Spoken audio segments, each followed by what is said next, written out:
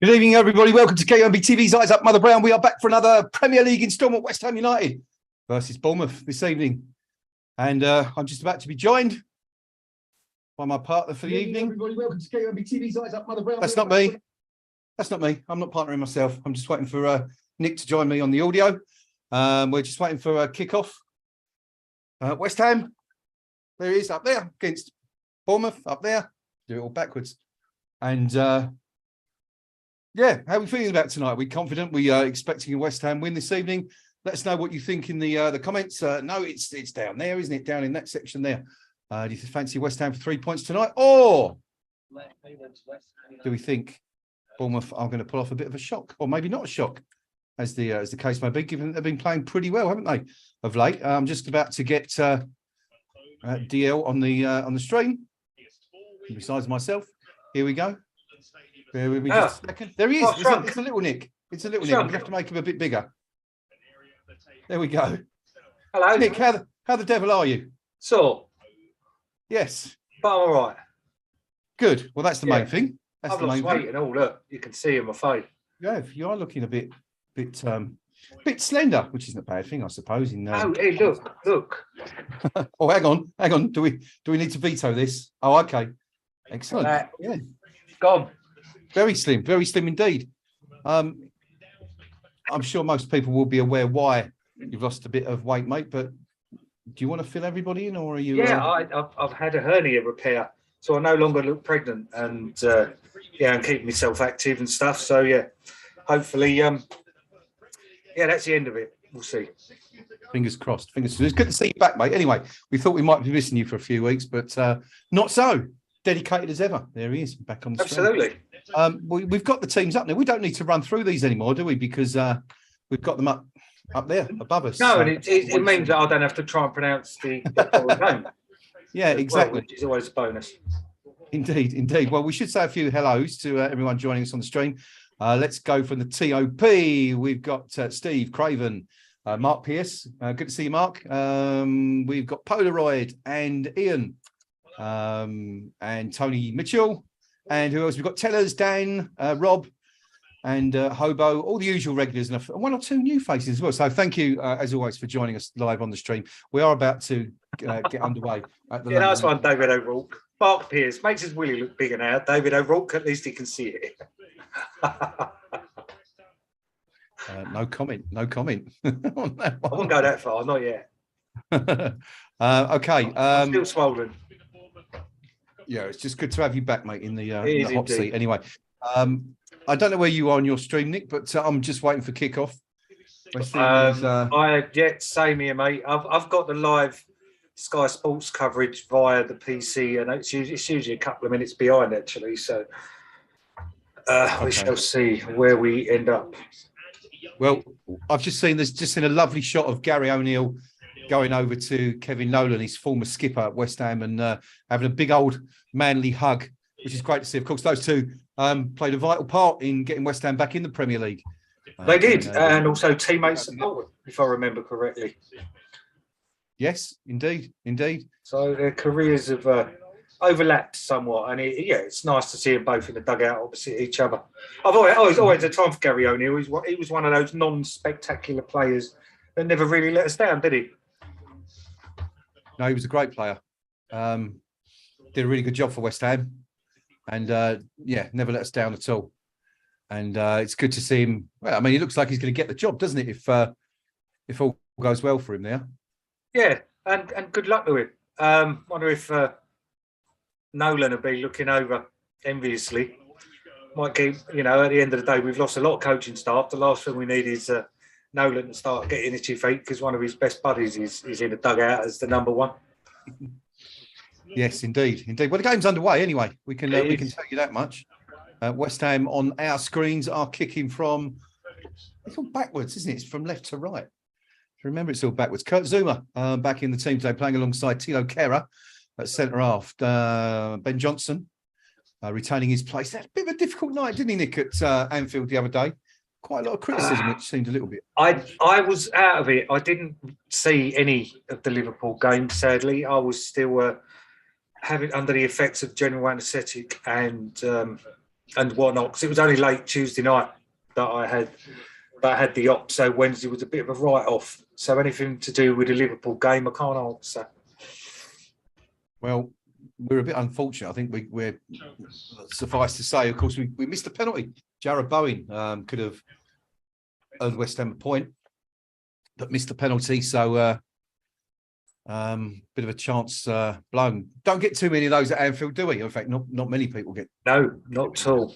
Let's be Yeah, honest. I read the write-ups and stuff, but I've seen literally no highlights, no footage or anything. And today just seems to have, I suppose because I've been out of it, today just seems to have come around pretty quickly. But then I was only home on Saturday evening, so quite long ago. Yes, I'd imagine time has flown in the last few days for you, mate. Some nice comments there. David O'Rourke wishing you well. All the best for you, David. Appreciate it, mate.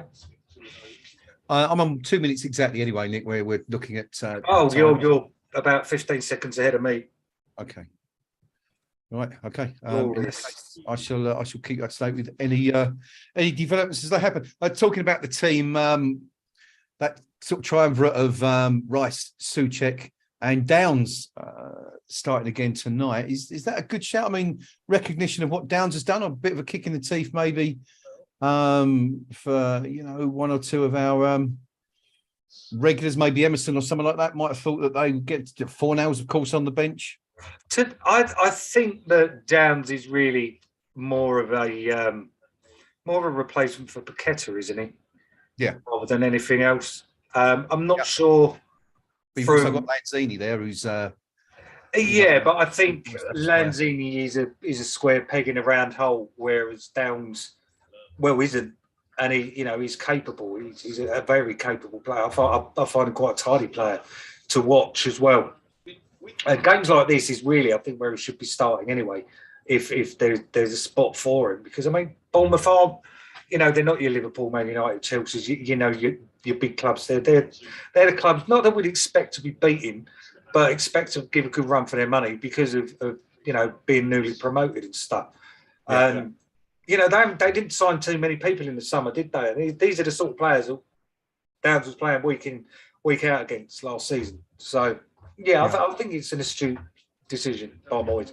Certainly a better decision than Lanzini, or better choice than Lanzini. I agree. I tend to agree. Well, one player, of course, they did sign in the summer was certain Ryan Fredericks, who's they did. Who's starting tonight as well.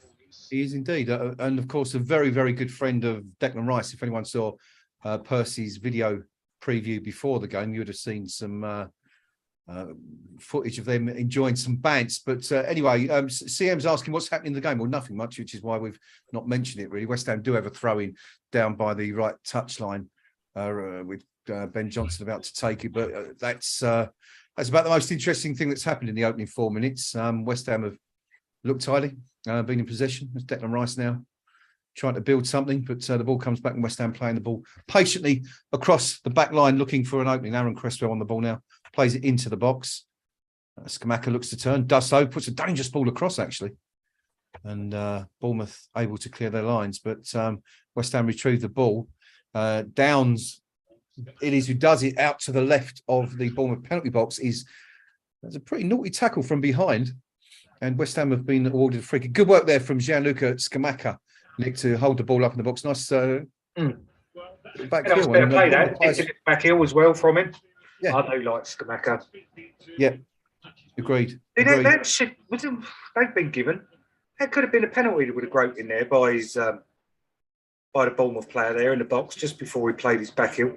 Yeah, you've seen them, haven't you? Definitely seen them given. But anyway, it's Ben Rama over the ball. And is that Cresswell with him? Tommy Souček, Kurt Zuma, Scamacca, all in the box. This one's going to be whipped in and hopefully nodded into the back of the net. We'll see what happens. It's Ben Rama takes it and drives it into the side net. I saw the net ripple for a minute and thought, might have scored, but a bit premature with the excitement there, Nick, and it's a goal kick to Bournemouth. Scored a free kick in Europe so ago. Yeah, bit of a waste. Certainly, well, more than a bit of a waste, wasn't it? Really, it was a bit. at least make the keeper work. It was miles off. Miles. Give him his dues. He gave it a go, but I'd give a go at climbing Everest. I wouldn't get there though. Bournemouth now on their first attack of the evening, but just the two most advanced players running into each other, which I presume was Sinise and Billing, but comes to nothing anyway, and West Ham can build again from the back. Still been West Ham so far, which is good.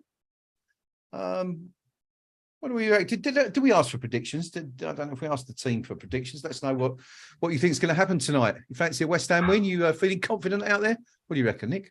I think we're going to scrape a little narrow win here. I'm not got the confidence like people on the forum with the 3-1s and the 4-1s and stuff.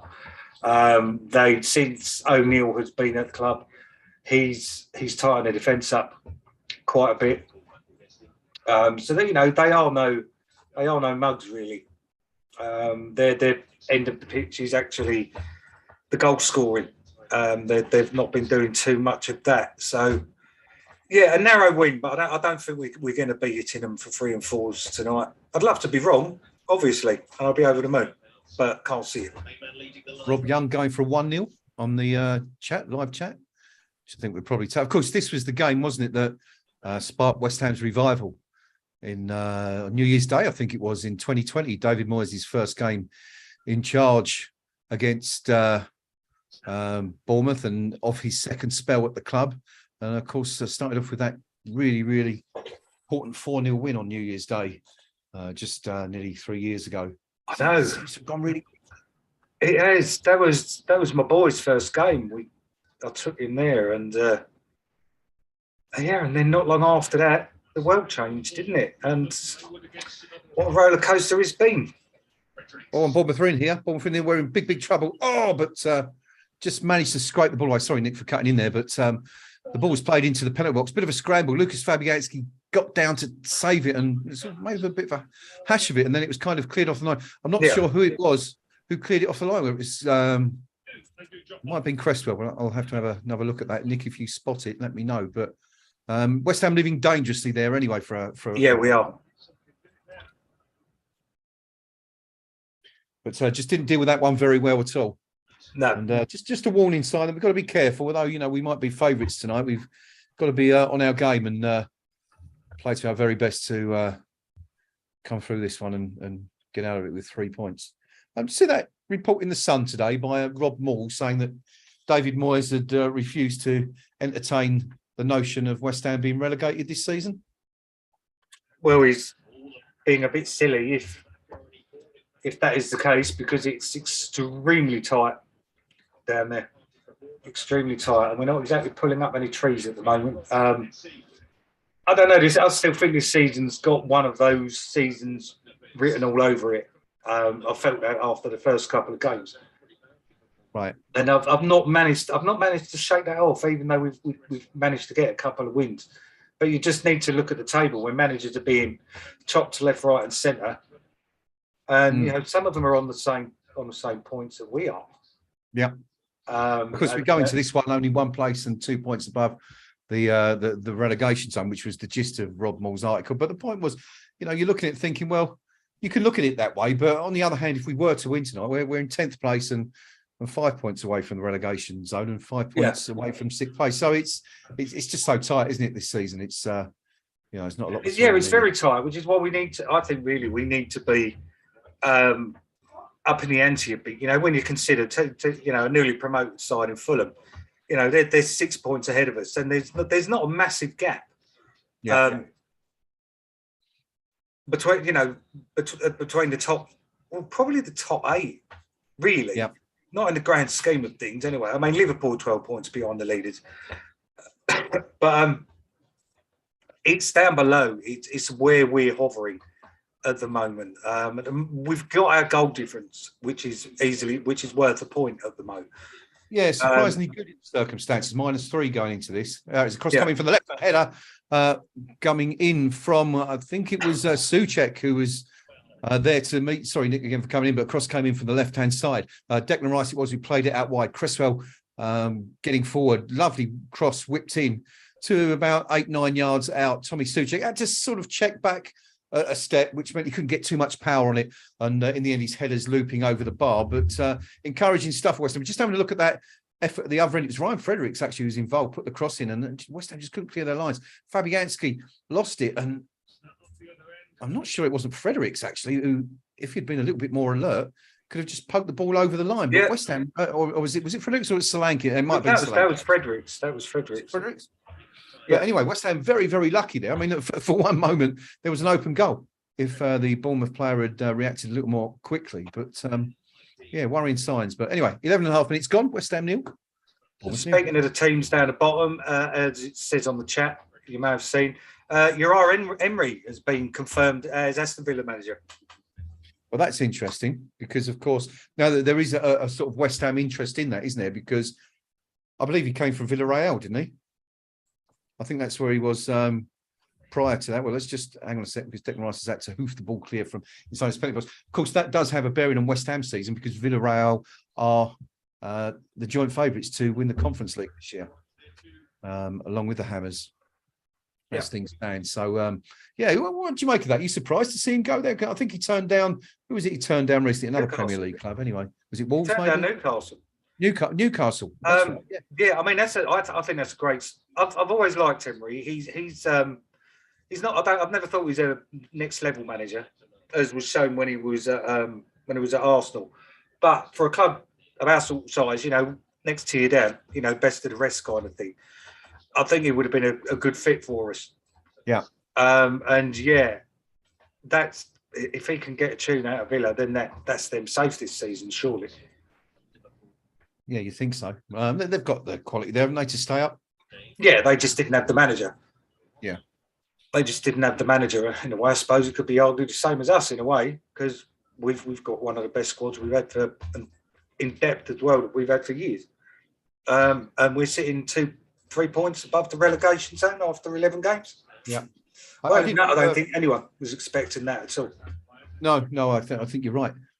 I was browsing Villa Talk, which is one of their forums, earlier this week, and they were talking about Gerrard and saying that he was actually a pretty good appointment, but probably just for him at the wrong time of his career. They sort of suggesting that had he joined Villa in a couple of years' time, it might have been a different story, but perhaps just a bit naive managerially for the post right now. Such a big post as that, going from relative obscurity with apologies and respect to anyone who lives north of the border, having been at Rangers for a short period, then being thrust into the limelight. But anyway, it didn't work out for whatever reason. But yeah, you get the feeling Villa won't struggle this year. No, I mean, as far as Gerrard goes, I said at the time, I think it was too early for him to take up a Premier League job. And, and so it's shown. But after what he did in 2006, I'd quite happily see him bomb, to be honest. But the independent, pragmatic. Oh my God! Just started the 5 Live commentary by accident. Yeah, of course. We can never forgive him for that moment in 2006. Moments away from an FA Cup final win. He blew it. Anyway, 14.5 minutes gone. Now, what's going on here? The referee's looking. Is he asking for a new ball? He's checking the ball to make sure it's blown up. I'm not quite sure what's going on there. But anyway, Aaron Crystal's thrown that one away and picked up another one. And play continues. West Ham with the ball inside the Bournemouth half, where it's been for much of the opening quarter of an hour here. But so far, West Ham have got to show for their efforts. Ben Rama shot into the side netting after 6 minutes, and a Thomas Suchek header over the bar on 11 minutes. Bournemouth closest to opening the scoring so far with an 8th-minute effort when they really should have scored, quite frankly. But failed to take advantage of a little bit of a mix-up in the West Ham box now. What's happening here? There's a throw-in. Not sure who it's been given to. My stream's doing that little thing where it just keeps going in a death loop. It's repeating itself. Anyway, we're off again now. Mine's not doing much either. Oh, no, it's just a game. Just a match in general. Yeah. David O'Rourke says that Emery always has had Seville punching above their weight. Of course, he was there at the time, wasn't he, when they were winning it was almost like they owned the Europa League for a while during his tenure there. And certainly a manager with good credentials anyway. It'd be interesting to see how he does it. I've got to say, I think they've done very well to get him. Yep. Bearing in mind their you know, their status in recent years, obviously a traditional big club, one of the biggest clubs in England, but not really lived up to it, have they, in the last decade or so, or maybe even further back? No, but I'm not sure we can, you know, say much about that. I mean, we're the biggest club to have never won the league. You know, we're constantly underperforming. Bournemouth are on the break here. Not the best ball by Solanke though, and it goes out for a goal kick over by the corner flag there. Yep, still waiting for our first goals and our first real chance for West Ham. Had a couple of half chances, but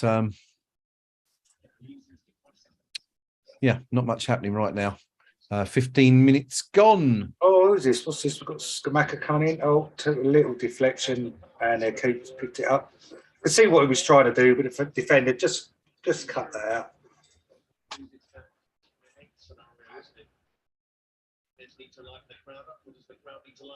17 minutes gone. Still waiting for our first goal of the evening. Looks like it's going to be a close one.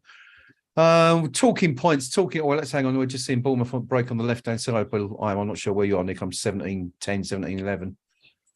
But Bournemouth breaking on the left. Cross coming in. Dangerous. Aaron Cresswell does well. Get up. Clear it. It's only half cleared. Stabbed back into the box. But that's easy for Fabianski to pick up, and West Ham can break again. Talking points this week. What have we got on the agenda? Paul Walker. Big story on KUMB this week, Nick. Paul Walker was at Liverpool last week. Had a bit of a confrontation with a fellow West Ham fan. Paul, as you may or may not know, one of our is the KUMB Writer of the Year officially. Paul's just in his 70s, so he's not as sprightly as he perhaps once was, but he was in his seat at Liverpool at Anfield last week and was basically shoved out of his way by a younger fellow. Well, hang on. West Ham attacking. Johnson's in a good area. Into the box. Pulls it across for Ben Rama. Here's a chance for Souček. Can he finish? Oh, it's blocked. Another chance. Can Cresswell finish? Fires. Oh, and it's pushed over the bar. Oh, that was going in. We'll come back to that Paul Walker story in a minute, but that was the best chance for West Ham. It's actually Downs, not Souček, Nick, who had the chance there. Yeah, just seen that. Just seen that. Unlucky. That's easy, obviously easier. Best two chances of the game there. Good save by the keeper. Let's see if anything comes of the corner. And on the Paul Walker thing, I'm still catching up on stuff. I haven't read the article. I've seen the thread, but I haven't had a chance to read yet, unfortunately. Oh, just wait for this corner's coming. We'll come back to that in a moment. Bowen in swinger from the right hand side, headed out. West Ham still in possession. Looped back into the box by Johnson. It's actually fallen to Jaraboni. Can't quite get it under control and it's out for a goal kick. Yeah, so quite a bit of an incident where some young lad was with his girlfriend and basically was pushing Paul out of his seat. Paul, despite his age, took umbrage to it and let the young fella know what he thought of it. But it kind of raised a really interesting debate about respect amongst West Ham fans, something that, the old adage, we're all West Ham and we all look out for each other. It doesn't seem to be the case these days. I mean, you and I, of course, have seen some incidents. Yes, we did. Frankfurt, we had a couple of disappointing incidents we were privy to. But there's been a lot of it lately. Is there a solution? I mean, obviously, people have mentioned the whole thing with the drugs and all that, the young lads getting a bit silly. Not just the young lads, let's be fair. Let's not blame it on the young lads. It's a lot of our fans getting a bit silly, putting a bit too much marching powder up their nose and causing problems. Yeah, again, as you say, though, it's not just the young lads. It's a difficult one. I mean, it's... What do you put it down to? With the country and the state it's kind of in at the moment, is it just general society issues that are boiling over into football grounds again? We all remember the dark. A chance for West Ham. Oh, sorry, Nick. It's a great chance. Aaron Cresswell. Sorry, Nick. Cutting in there, but Declan Rice played the ball out on the left to Cresswell. Cut the ball inside to Skamaka, who pulled it across, and West Ham should be ahead. And now what's been given, I think it's actually been given as an offside, but let's just have another little look at this move again. Yeah, it's Rice, clever little ball out on the left to Cresswell, plays it into the channel to Skamaka. He's not offside. I think if that goes to VAR, it's going to be given onside, but the ball played back into the centre. And I think it's Tommy Souček who's in space, and he's only, 7, 8, 9 yards out. To be fair, actually, to be fair, I think Cook just got a toe on it before Souček got to it, and it kind of took it away from him. But we're getting closer, Nick, anyway. We are. We undone him. We undone him now. Oh, hang on. This is going to be difficult. I need a cough. No worries. Yeah. Yes. Good chance. Not a... Should have been converted, but we're knocking on the door to calling a cliche. Yeah, but going back to the issue of some of our supporters, I mean, it's not something that's ever really disappeared, is it? I regularly saw what I'd call blue on blue for some reason, whether it be back in the day it was the beer, now it's a combination of the Coke and the beer and stuff, giving people this bravado, and because it makes them behave like they wouldn't behave in normal life, and for some reason they think it's acceptable and they can get away with it at football. I do feel that Bournemouth had a shot going over the bar there. I do feel that it's, I don't know, I think everyone seems to have, not everyone, a large section of society seems to have this sense of entitlement that they can do what they like nowadays. And it's not just at the football. People think they can talk to people how they like. And you know what? I sometimes think social media has had a lot to do with that, because people get used to not talking to people in a civilized manner because they get away with it and they do it online with no repercussion. And I think those of a certain generation, even our generation, if people talk to us like they do online, we'll probably just stand there looking at them a bit gobsmacked, thinking, who the hell are you, kind of thing, without getting involved. But there is also the section that wouldn't stand for it. And I think social media, online presence, even KUMB to a point, and Bubbles came up, Bubbles 1966 came up with something quite interesting on the mental health thread that I read today, where he said, this thread's made him realise that that maybe he does need to rein it in online and stuff, because it does. It gives you a sense of bravado that can carry on over into your day-to-day life. Yep. And I think that's a part. There's a lot. There's just so many. There is no sole reason, is there? It's just a multitude of different issues that are culminating in people having an absolute lack of respect for one another, and it's everywhere in society, not just at football matches or on football forums or whatever. West Ham have a corner.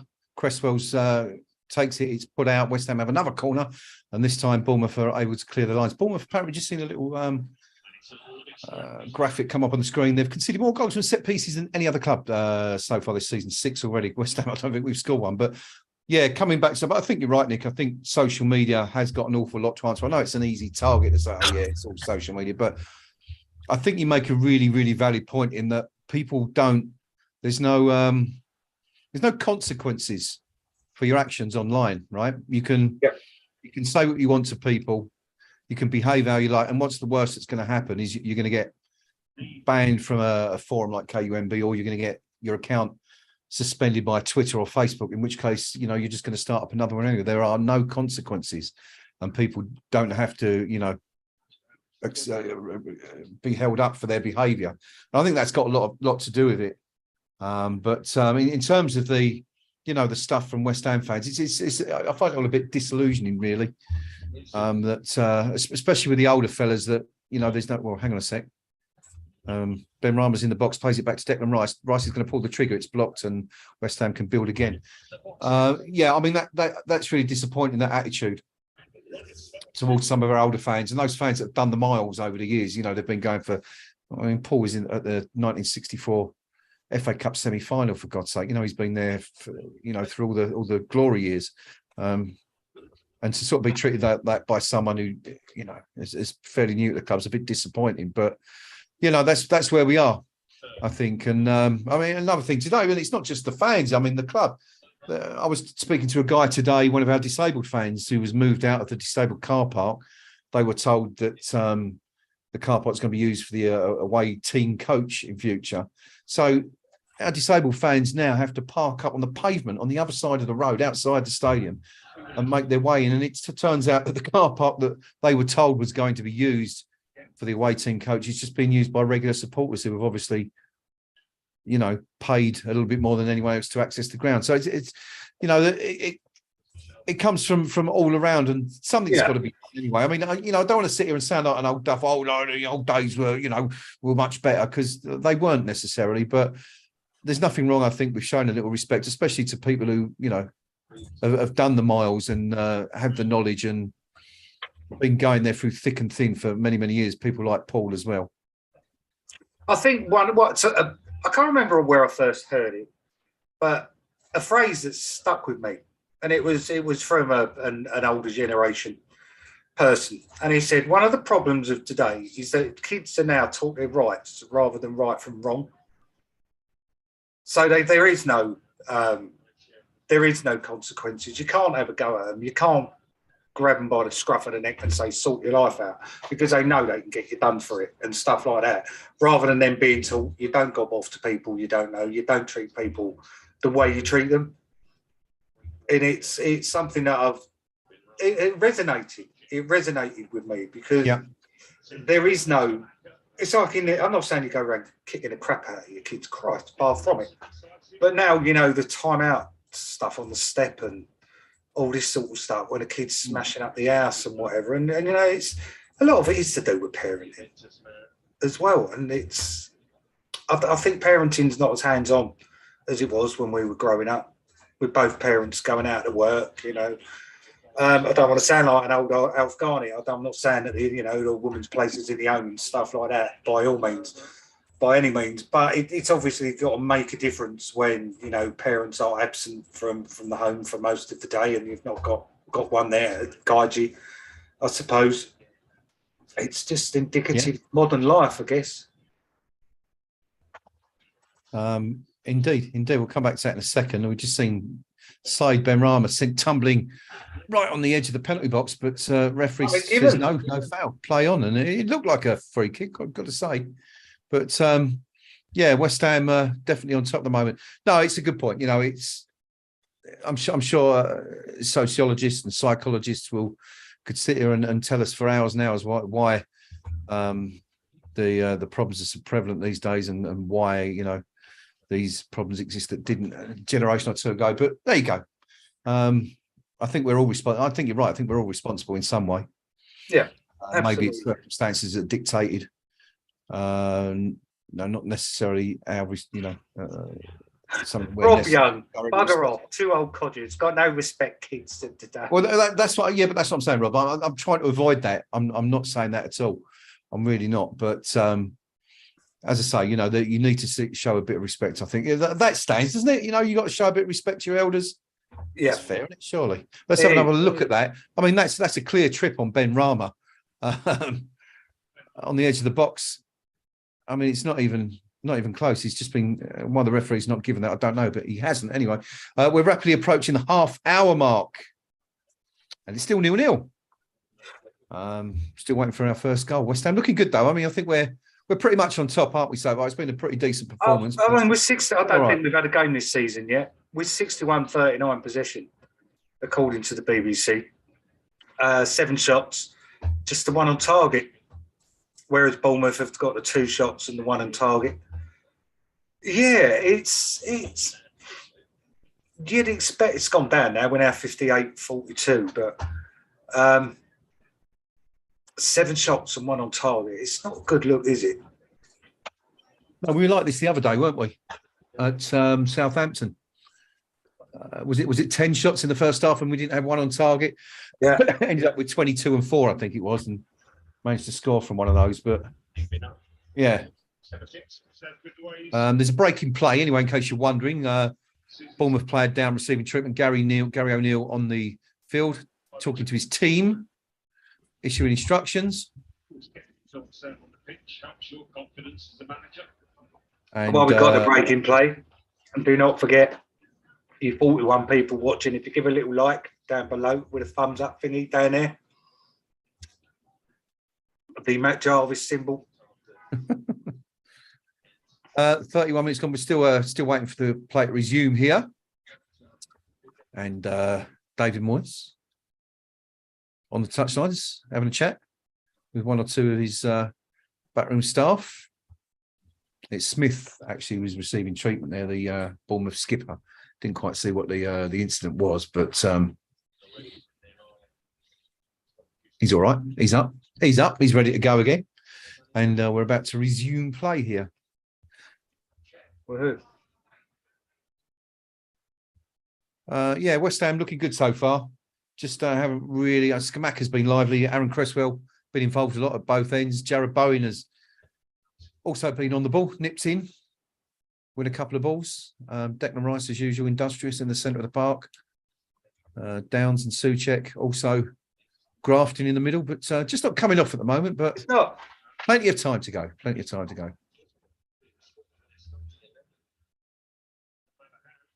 32 minutes gone. What colour's that Bournemouth kit, Nick? Oh, you're asking me? I'm colourblind, for crying out loud. I'm serious. I'm colourblind. I'm no good at these. Right. Mank. Well, yeah, that's an apt description. What do you reckon on the stream? What colour's the Bournemouth kit? I'm going for sort of. It's like a sort of. I don't know. Is it like a violet? It reminds. What were them sweets you used to eat as kids? Parma violets. Parma violets. See the Marmite of sweets. Have you ever had Parma violet cider? No, I haven't. Very nice. It sounds revolting. No, it's not. Is it? No. It's all right, is it? Yeah. Parma violets. Disgusting. No. But, well, hang on. Well, it's Scamacca, 30 yards from goal. Still on the ball. He's had to hold up a bit. He's played the ball out to Cresswell. Cresswell's got an overlap on. There it is. Ben Rama. Can he pull the ball back across? It can, but can't find a West Ham player. And it's hooked out for West Ham throw. West Ham looking dangerous, but just can't quite find that final pass. And keen to get on with it because Cresswell's kept it in play, even though it was going out for a West Ham throw. And West Ham pinning Bournemouth back in their own area. Tilo Kehra's pulled the trigger from, now how far out's that? 35, 36 yards. I hasten to say that it's drifted wide of the goal by about 15 yards. Not sure David Moyes will be too pleased with that one. No. But he's done that a couple of times, hasn't he, Kehra? He doesn't mind having a dip from distance. It might have worked out because it looks like in trying to cover his post there that the Bournemouth keeper has just pulled something. So. Yeah, doesn't look well at all, does he, Neto? Neto, of course, coming in from Barcelona. One of the few signings Bournemouth made. That's a hammy. Is that a hammy by the looks of it? It's his right leg. Yeah, I think it's his hammy. I think his hammy's gone. I don't think he's going to be playing again. Then again, they're treating him rather than calling for a substitution straight away. So another breaking play. Anyway, we're going to be adding up the added on time. The end of this first half. Let's just see what happened here. He received the ball. It's really innocuous. He's just taken a kick under pressure from Scamacca and he's just pulled up and sunk to the ground awaiting treatment. Now that's another one. What colour's that he's wearing? It's like a cerise, I think. Yeah, the joys of some of these modern day football kits. Wonderful. What did we go for? Anyone go for colour? What have we got, Ian? Parma Violet's vodka. Steve Palmer, Violet Gin Vodka is rank. David O'Rourke replying, instant ignorance, just had Coke. It's not called the Devil's Dandruff for nothing. And AGXM, anything with Palmer Violets is rank. Tastes like soap. Well, I've got to scroll back a bit to what? Who was it? Said that what do you mean I'm auditioning for Santa? Mark Pierce. What do you mean? Come on, come out with it. That was about the time you was having your coffin fit, I think, wasn't it? I'm not quite sure what the relevance is, but no, I'm not entirely sure. Well, no doubt we'll find out soon enough. Anyway, we're still waiting for the game to resume. The clock's ticked over 35 minutes. We've played about 2 of the last 6 minutes. The rest of the time we've been awaiting Bournemouth players to receive treatment. But now this is an interesting one because Neto is still on the pitch. However, The goal kick is being taken by a defender, which is very strange. Well, it's actually a striker, Senesi, number 25.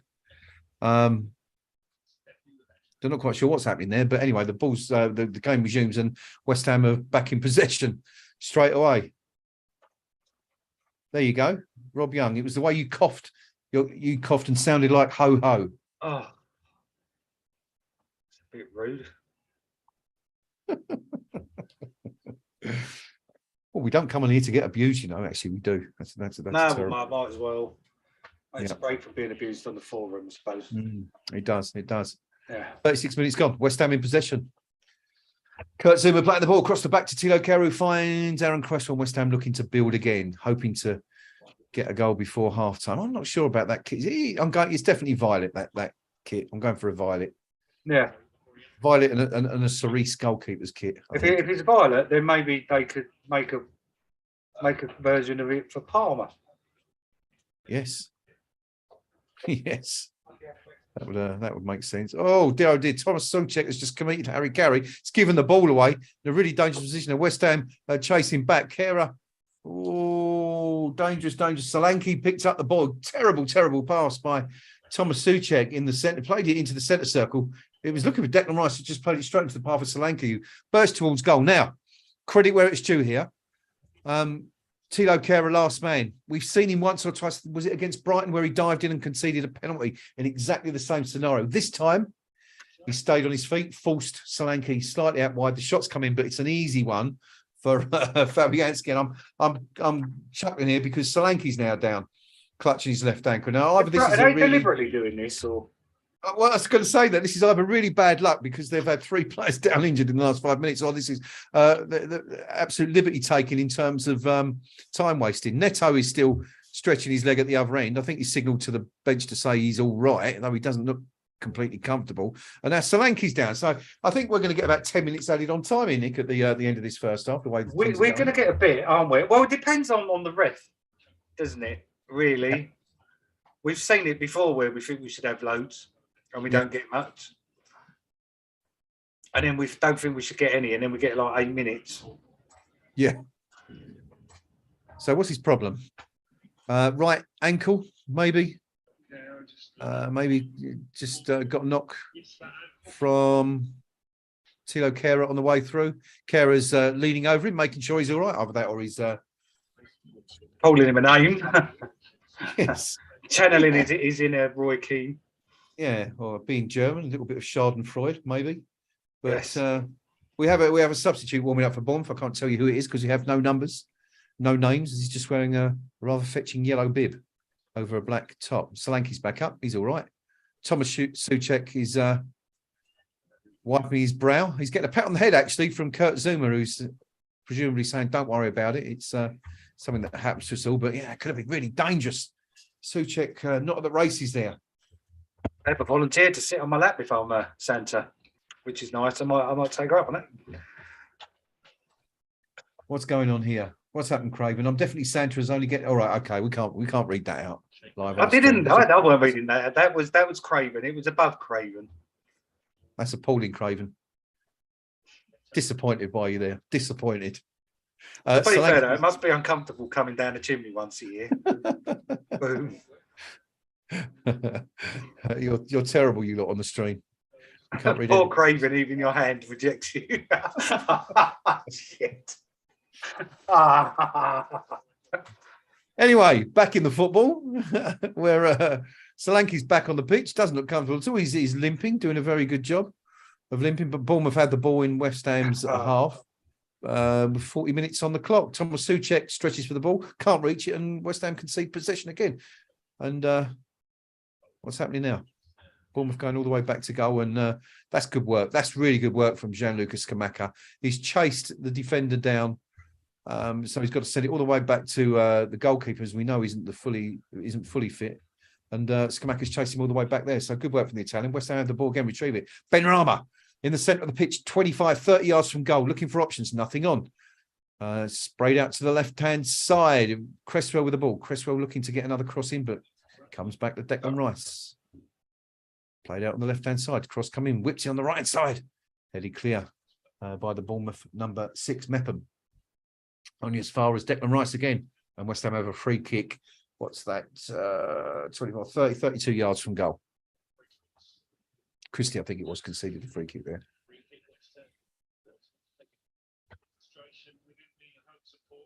Yeah, rapidly approaching half-time. Could do the goal now, Nick. This would be a perfect time to put one in the back. Looking at the chat, I think I've scored.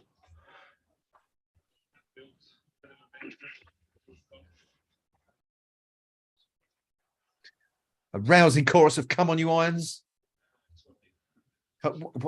I've just seen the messages you're referring to. No comment again. Aaron Cresswell with a free kick, 32 yards out, whips it in, goes to the penalty box, header from Kurt Zuma. It's only as far as Jared Bowen manages to keep it in play. He's out on the right-hand touchline, comes back inside, plays it back to Johnson, who centres it, and Bournemouth can't quite clear their lines, and West Ham still looking at another poor ball from Tommy Souček. He is. Yeah, he's not at the races, is he, today? West Ham have the ball again anyway. He's not. Excuse me. Come on, West Ham, let's have a goal. Now, Benrahma, tricking his man, puts one in the box. Forward, can Skamaka get on the end of it? Oh, it fell in the box, but a Bournemouth toe was there first, able to poke it away from danger, but yet again, they can't clear their lines. Great work really, really good work by Flynn Downs, wins the ball, and chases up to win it a second time, and it's out for a throw into Bournemouth. Great work from the youngster there. But he's warming himself with the faithful, isn't he? Yeah. Oh yeah. You can see already. He's got. I saw someone on the forum describing it as kind of like almost like a child of Declan Rice and Mark Noble. You can see bits of both of those players in his DNA. You know, he's clearly been working with both at Rush Green. And it's really beginning to show, and he's doing well. He's and of course he knows he's living the dream. Yeah, he's living the dream, mate. He's playing for his boyhood club. Yeah, that's it.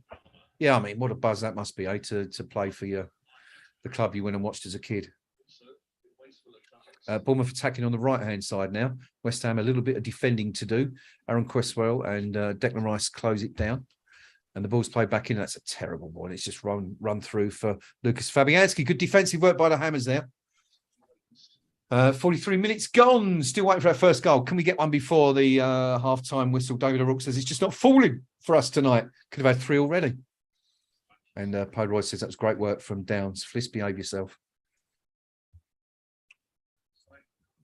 Now, I think we've got a corner. Oh. We have got a corner. It's Senesi, the ball's come off. Senesi was taking the goal.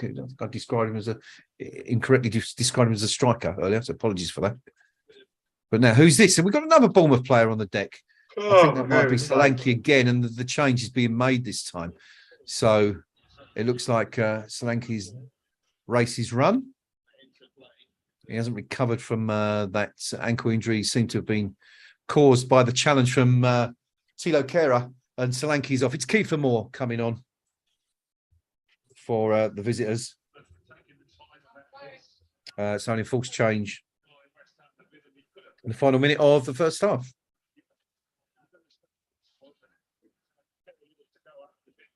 So West Ham just waiting for this to happen. Moore's on. West Ham have a corner on our right-hand side, so I presume that's Jared Bowen is going to be taking it. Moore straight back into the 6-yard box at the front. Tall lad. There's a gaggle of bodies in front of the goalkeeper.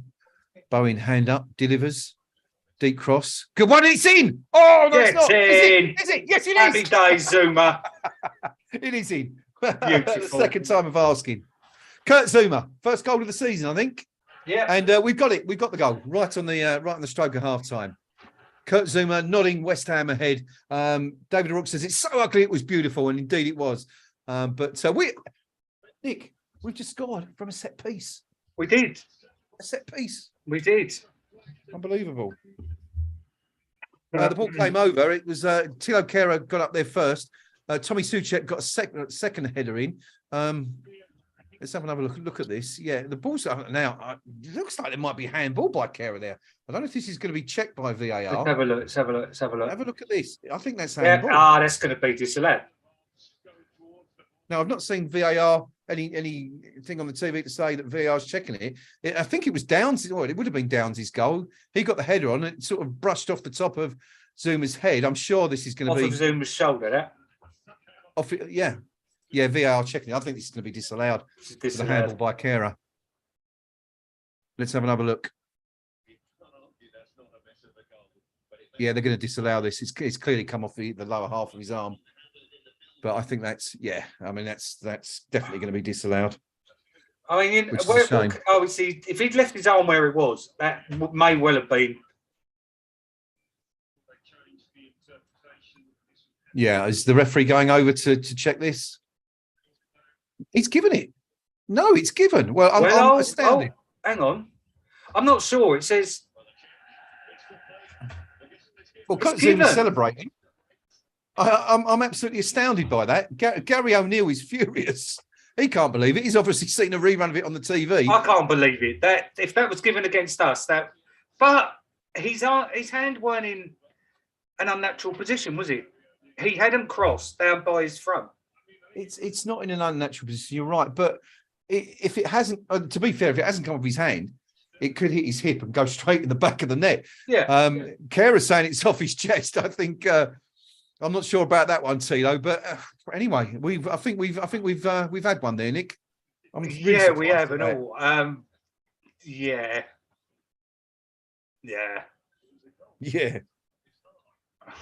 What do you think on the stream? You surprised to see that allowed? Obviously, we certainly are. But VAR obviously deeming that even though it's clearly came off Zuma's hand. Or lower the lower half of his arm, that wasn't an infringement by the current laws of the game, which I've got to say, I every week I seem to be confuzzled and confused by them. Well, that's pretty much about any subject, any time of day, any week, isn't it? Well, that's true. That is true. Yeah. That's one of the things about getting older. Just waking up in the morning can be confusing at times. But anyway, West Ham, we've only got 4 minutes added on, which I find equally befuddling. Yes. Be fair. Gary O'Neill is absolutely ranting on the touchline, and I've got to say I have some sympathy for him there. He's ranting at the fourth official. I can only imagine how someone like Jurgen Klopp would be reacting right now if that was against. Oh, he'd be spitting and teething and everything, wouldn't he? But of course, I guess the point is it wouldn't happen against Liverpool, would it? That's no, that is true. So, are we officially one of the big boys now that we get these decisions against promoted clubs? I wonder, doesn't it? I still can't believe that's been given. I'm really surprised. AGXM, blatant handball. David O'Rourke, I love VAR. Hobo, seen it about 4 times. And I can't believe they've let it go. No, I'm equally perplexed. But Rob Young says, "Luck be a lady tonight." Sounds like a lyric from a song. But anyway, Kurt Zuma's and another thing, I feel a bit sorry for young Flynn Downs there, because that really should have been his goal. It should. And, it was he who headed it goalwards and sent it in the right direction. It sort of just came off, whether it was his shoulder or the top of his head, I'm not sure, but Zuma did get the last touch, and the goal will be credited to him accordingly. But anyway, I don't know. David's saying the forearm is part of the chest. Surely, I'm not a doctor though. I have no idea. I'm sure we'll. When I was in hospital, I had a chest X-ray, and I'm pretty sure they never took one of my arms. So I'm no like doctor or biologist or anything like that. But there you go. That's half time. We actually played 4 minutes and 44 seconds added on. And it'll be interesting to see the Bournemouth reaction as the players go off half time. Well, they're already, Billing and Christie already surrounding the referee. The referee's kind of like, well, I think he's rightly saying, don't blame me, blame VAR. They looked at it and decided it was a perfectly legal goal. Gary O'Neill is now walking out onto the pitch to confront the officials. Let's have a look and see what happens here.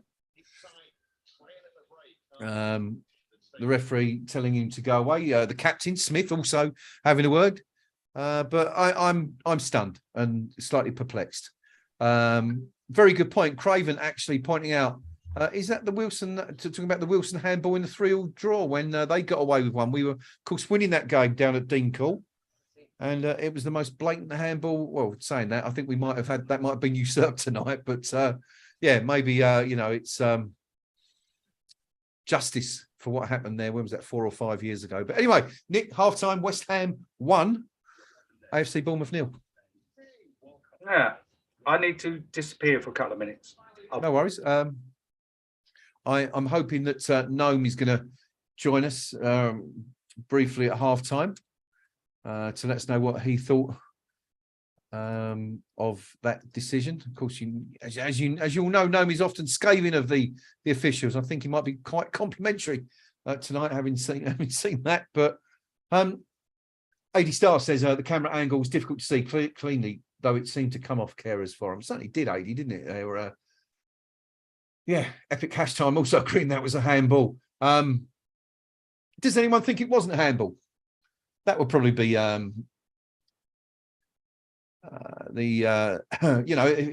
anyone looked at the current laws and thought, no, that was absolutely fine? Explain to us why you felt it was a valid goal, why it should have stood. Because quite frankly, I don't think there's anyone, certainly no one on the stream that believes it should have done. But anyway, we'll take it. It's a really important goal, and of course a fabulous time to score the opening goal of the game, not really giving your opponents any time to get back and recover ahead of the half-time break. So of course, it will change the team talks of both teams. Bournemouth will no doubt feel a little bit hard done by, and so well they might in the circumstances, I think. Gnome of Star Wars Golden Bikini fame, says AGXM. Was that a private moment you shared, Mish, or should I know what that's a reference to? You'll probably remind me, and I probably will. AD Star probably lining us up for VAR in Manchester on Sunday. Yes, I suppose they might be thinking that. If you are a conspiracy theorist, you might think that they're getting those out of the way so they can award 1 or 2 against us. Christopher Gibbs. Now, this is an interesting point. Christopher saying, is it because he didn't score? It's similar to what happened against Manchester United in the FA Cup last year. Mark Pearce adding, it certainly looked like he rotated his body towards the goal, but I couldn't see where the ball hit his arm. I couldn't see if the ball hit his arm or his stomach. And I think it's a fair point, Mark. VAR will, of course, looked at 5 or 6 different angles, which we weren't privy to on the live stream. So maybe they saw something that we didn't. Tilo Kehrer, of course, obviously felt that the ball had come off his chest. I don't know if he was just saying that or whether he genuinely believed that, but he certainly gave that impression just after the goal had been awarded. VAR, and that's all that counts, says David Rourke. And of course, it is, while AD Star adding, if I was a Bournemouth fan, I would be spitting feathers. Yeah, I think we would be if the roles were reversed, certainly. But we've been on the wrong end of 1 or 2 of those, haven't we? But anyway, gives us another opportunity to look forward to Dermot O'Gallagher on Sky Sports tomorrow morning, explaining why the goal was legitimate and should have stood. Bikini was a previous stream, says Steve Palmer. Yes, it kind of rings bells now a little. But anyway, what did you make of the first half, team? Did you enjoy what you've seen? Think West Ham deserved to be ahead? Probably did, didn't we, on the balance of play? Just having a look at some of the highlights of that opening 45 minutes. First chance falling to Ben Rama, the free kick from the left-hand side of the Bournemouth penalty box that he fired straight into the side netting. And then probably the best chance of the game, apart from the goal. Bournemouth should have scored 2 minutes later. Fabianski made a bit of a hash of a ball inside his box, and the ball fell to the feet of, we thought it might have been Fredericks at the time. Couldn't quite readjust his body to get his toe on it and poke it over the line, and West Ham managed to somehow hack it away. Thomas Suchek had a header in the 11th minute, which he put over the bar, cross coming in from Aaron Cresswell, I believe. Suchek just had to step back to get on it, and as a result, lost any power he would have had and direction. Cresswell and Downs both had efforts within the space of a few seconds. In the 19th minute, Cresswell shot, blasted it from the left-hand side of the penalty box, blasted it towards goal. It was on target and had to be tipped over by Neto, the Bournemouth keeper. Tommy Suchek had a shot saved just a few moments later. It's a good work from Cresswell on the left-hand side. And Cresswell involved in a lot of stuff West Ham have been involved in tonight. Played the ball into Skamaka, and eventually Suchek had the shot. Bournemouth had another effort, a goal on 23 minutes, went well wide and over the bar from some distance. And then really nothing happened until the final minute of the first half, when West Ham opened the scoring with that Goal from Kurt Zuma. Oh, hello. He's back. I better shift back over. Let me shuffle on over here.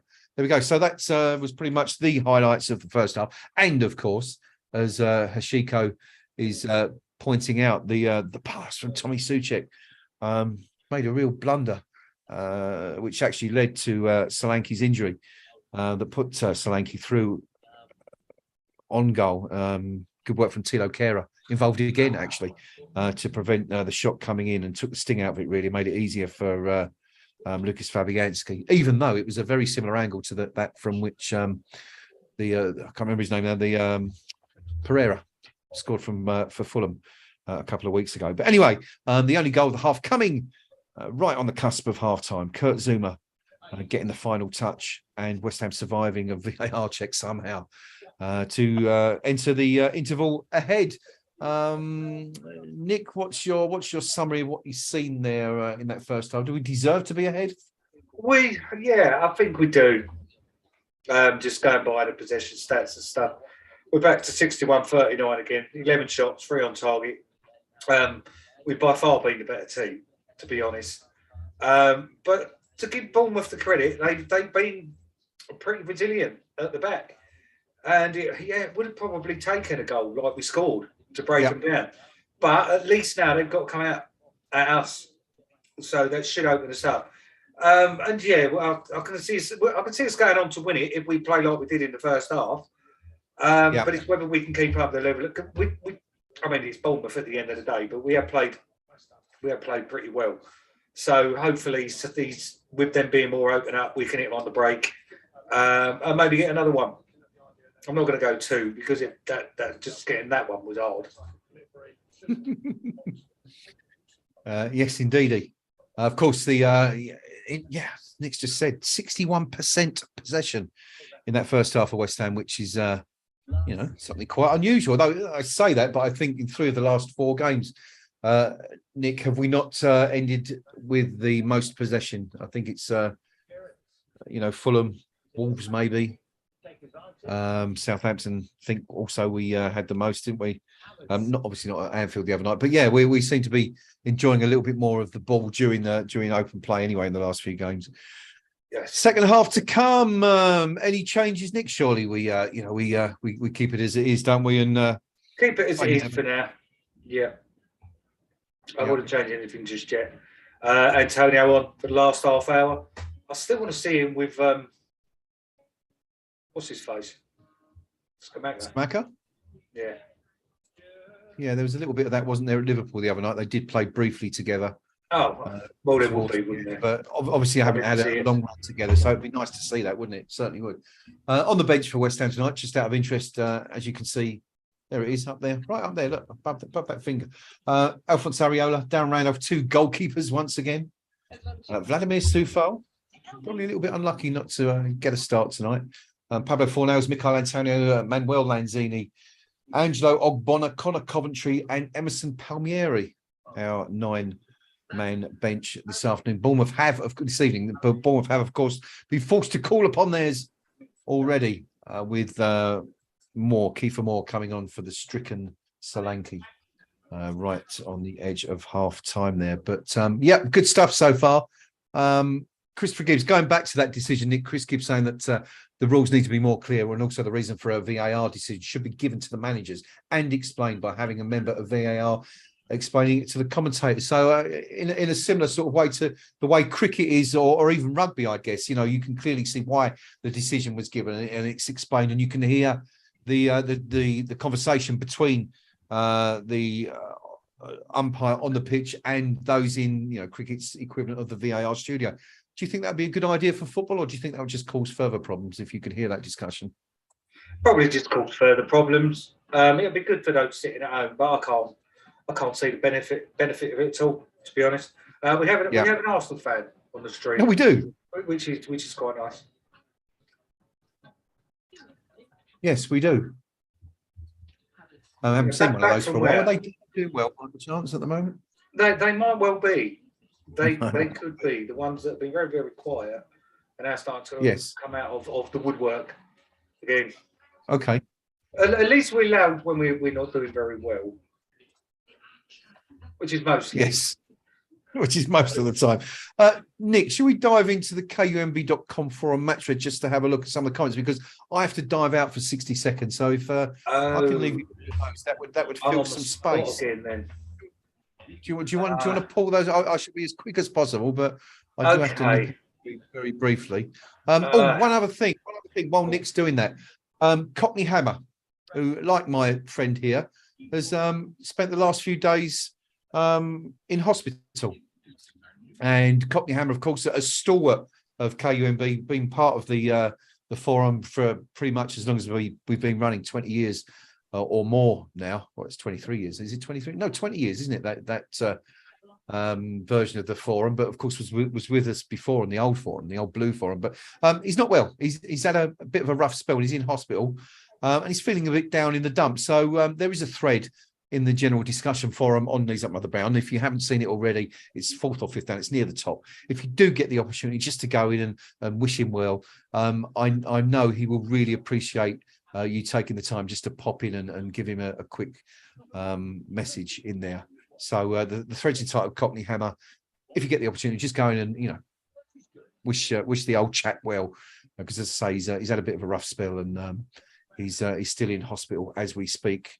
Recovering as far as I'm aware. So from us anyway, of course, you might be watching, Steve, actually. If you are watching, get well soon, buddy. We look forward to having you back on the forum as soon as possible, and bringing us more of your entertaining threads, such as the historical stuff and all the Hammers threads that you've been giving us for many, many years. Nick, are you ready to go? Can I shoot off yet? Yeah, go on. Yeah. Okay. I'll be back in 60 seconds or so. Nick's going to take you through the best of the comments on the first half. See you in a minute. Well, I don't know about the best of them, just some of them. Pog, regardless of winning, what a load of old and a poo emoji, one that I've used a lot in the past few days. The level of football we play at times is awful. What a load of rubbish. We played all right at half. We just couldn't hit a barn door. Be honest, either outcome of our review could be justified. If the ref had, can you tell my enthusiasm on this evening, boys and girls? If the ref had initially disallowed it, I can't see VAR overturning the decision, but he gave it, and VAR can see enough to overrule. That is Johnny Burns Boots, who occasionally comes out with some rather interesting stuff. I'm not going to read from that poster because I don't like him. What we got here? Bit of a niche interest, but I'm quite into West Ham winning football matches. Yeah, I think we all are. It's quite a little bit of I'm a better supporter than Yale going on. Bore off. That's not about more rubbish. I'm not doing very well with this tonight, am I? Because I just ain't really in the mood. But I'll try and keep you entertained. Long shot, there we go. Epham, my heart bleeds. 3-0 on resting players from 75 minutes. Well, that's someone with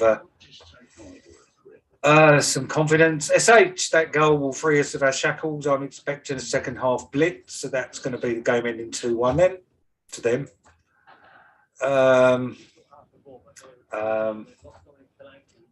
NBC sports pundit, including Danny Higginbottom, maintains it should have been ruled out and handball was deliberate. Yes, of course it was deliberate.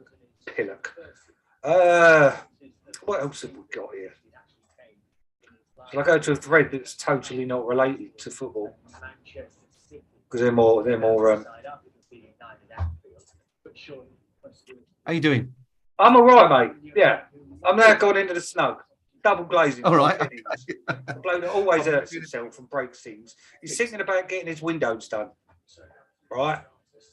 Now, you know how that's going to be. He's going to go missing off the forum now for about a month. Because while they're giving the quote, he's going to fall over the tape measure and break his neck. What's going on in the snug, Nick? What have I missed? Anything No, interesting? not really. A double glazing thread. The wonderful glazing thread, obviously. Return of the dildos on the pitch. Oh, what is this? I've not actually read this, and this is now. I haven't seen the dildo on the pitch by West Ham fans for a while. Any chance we can see the return of this when we score? Bring back the dildos. Okay. And now stories of people doing delivery services for nefarious videos in the early 2000s. And he advertised it in the paper. Business went through the roof, and HMRC and the police got hold of what he was doing.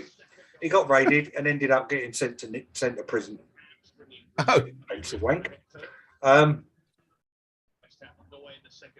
Yeah, I think the second half is about to start, and we've kicked off, and we're immediately on the attack, and the ball has gone out for I can't see because the quality of the sky has gone. It's a goal kick. There we go, and the game's over. Yay. there has been a substitution. I can tell you that. Well, I mean, it's we've already been told by, excuse me, by Polaroid. Travers is on for Neto at half-time, the goalkeeper. So a second change for the visitors. Travers, that was a good 90s band. Oh, Travis, near enough. Travis, they were quite good. They're early thingies, weren't they? Yeah, right to reach. Early 2000s. Their song, Why Does It Always Rain on Me? He's one that, yeah, he's very, very much summed up my life. Yeah, up until this point, maybe. Yes. Well, hopefully there's many sunny days ahead. But West Ham are on the attack from attacking from right to left in the second half. Started the second half pretty much the same way as we ended the first, in complete control of the ball. And are you paying the? Is there money being exchanged here between you, Nick, and one of our posters? No, I'm not skin, mate. I've been off work for ages. Good taste, though. Well, yeah, no question. 2 minutes gone in the second half. West Ham leading Bournemouth by a goal to nil. Skamaka with the ball now, moving forwards. He's tried his luck from 30 yards, and it's been blocked. That was a bit warm in here. A little bit ambitious. And West Ham have won the ball again, looking to break once again. Am I missing something here? What's going on? Oh, good challenge here in the middle. Oh, I've lost my stream, man. What's going on? I paid for this. Genuine, real money. That's the problem. That's the problem. No. This is like the real proper thing that comes with my Sky Sports subscription, and it's frozen. And I don't mean that Elsa Bird. She's not singing. HXM tells us that while we have a bit of a Britpop moment, Supergrass are touring again. They played at Glastonbury, didn't they, last year? Absolutely brilliant. They played pretty much the entirety of, I can't remember what's the name of their first album, the one with All Right and... Oh, yes. What's it called? I had that album. Yeah. Fantastic album. Absolutely brilliant. I liked Supergrass. He was a funny looking bloke, though, wasn't he? Their lead singer. Arshad Coco. Yes. Arshad Coco, that's it. Caught by the fuzz and all that. Skamaka in the box. He's had the ball nicked from off his feet. Looked to turn and get a shot away. Couldn't do it. Yeah, fantastic album that was. Really, really good. Also, as we're talking 90s bands, well, hang on. Jarrod Bowen's centre crossing from the right-hand side. It's sort of headed out, but Saeed Benrahma's got it again on the left-hand side. Plays it back to Cresswell. Back into Benrahma. Can Benrahma get a crossing? Shaping up to get it over. Plays it short for Declan Rice. 24 yards from goal. Out to Cresswell. Cresswell looks to cross it. Decent delivery to deep to the far post, but there's no one on the end of it, and Bournemouth can clear. Mark Draper of Manson is touring their seminal, I believe is the word, 6 album in its entirety next year. Tickets on sale now. And also my favourite band of the whole Manchester era, the mighty In Spiral Carpets, are going back on tour. Oh, superb band. Anyone. Love them. Absolutely love them. Superb. Here's a little bit of random trivia. Not Chris Goffey, Danny Goffey, the drummer out of Supergrass. Yes. His dad was one of the old style Top Gear presenters, Chris Goffey.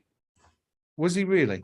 Yeah. I've never seen Top Gear in my life, but obviously the entertaining gene carried on that way. Now, Benrahma's put a lovely ball in, drifted one into the far post from the left-hand side. Thomas Souček trying to get on the end of it, reaching, stuck out a toe, inches away from getting the touch that would almost certainly have ended up in the ball, hitting the back of the net. Oh, it's just a little bit too far. Good stuff from Benrahma. Really decent cross, decent delivery, in swinger to the far post. Souček read it well, just couldn't quite get on the end of it, but good stuff from West Ham anyway.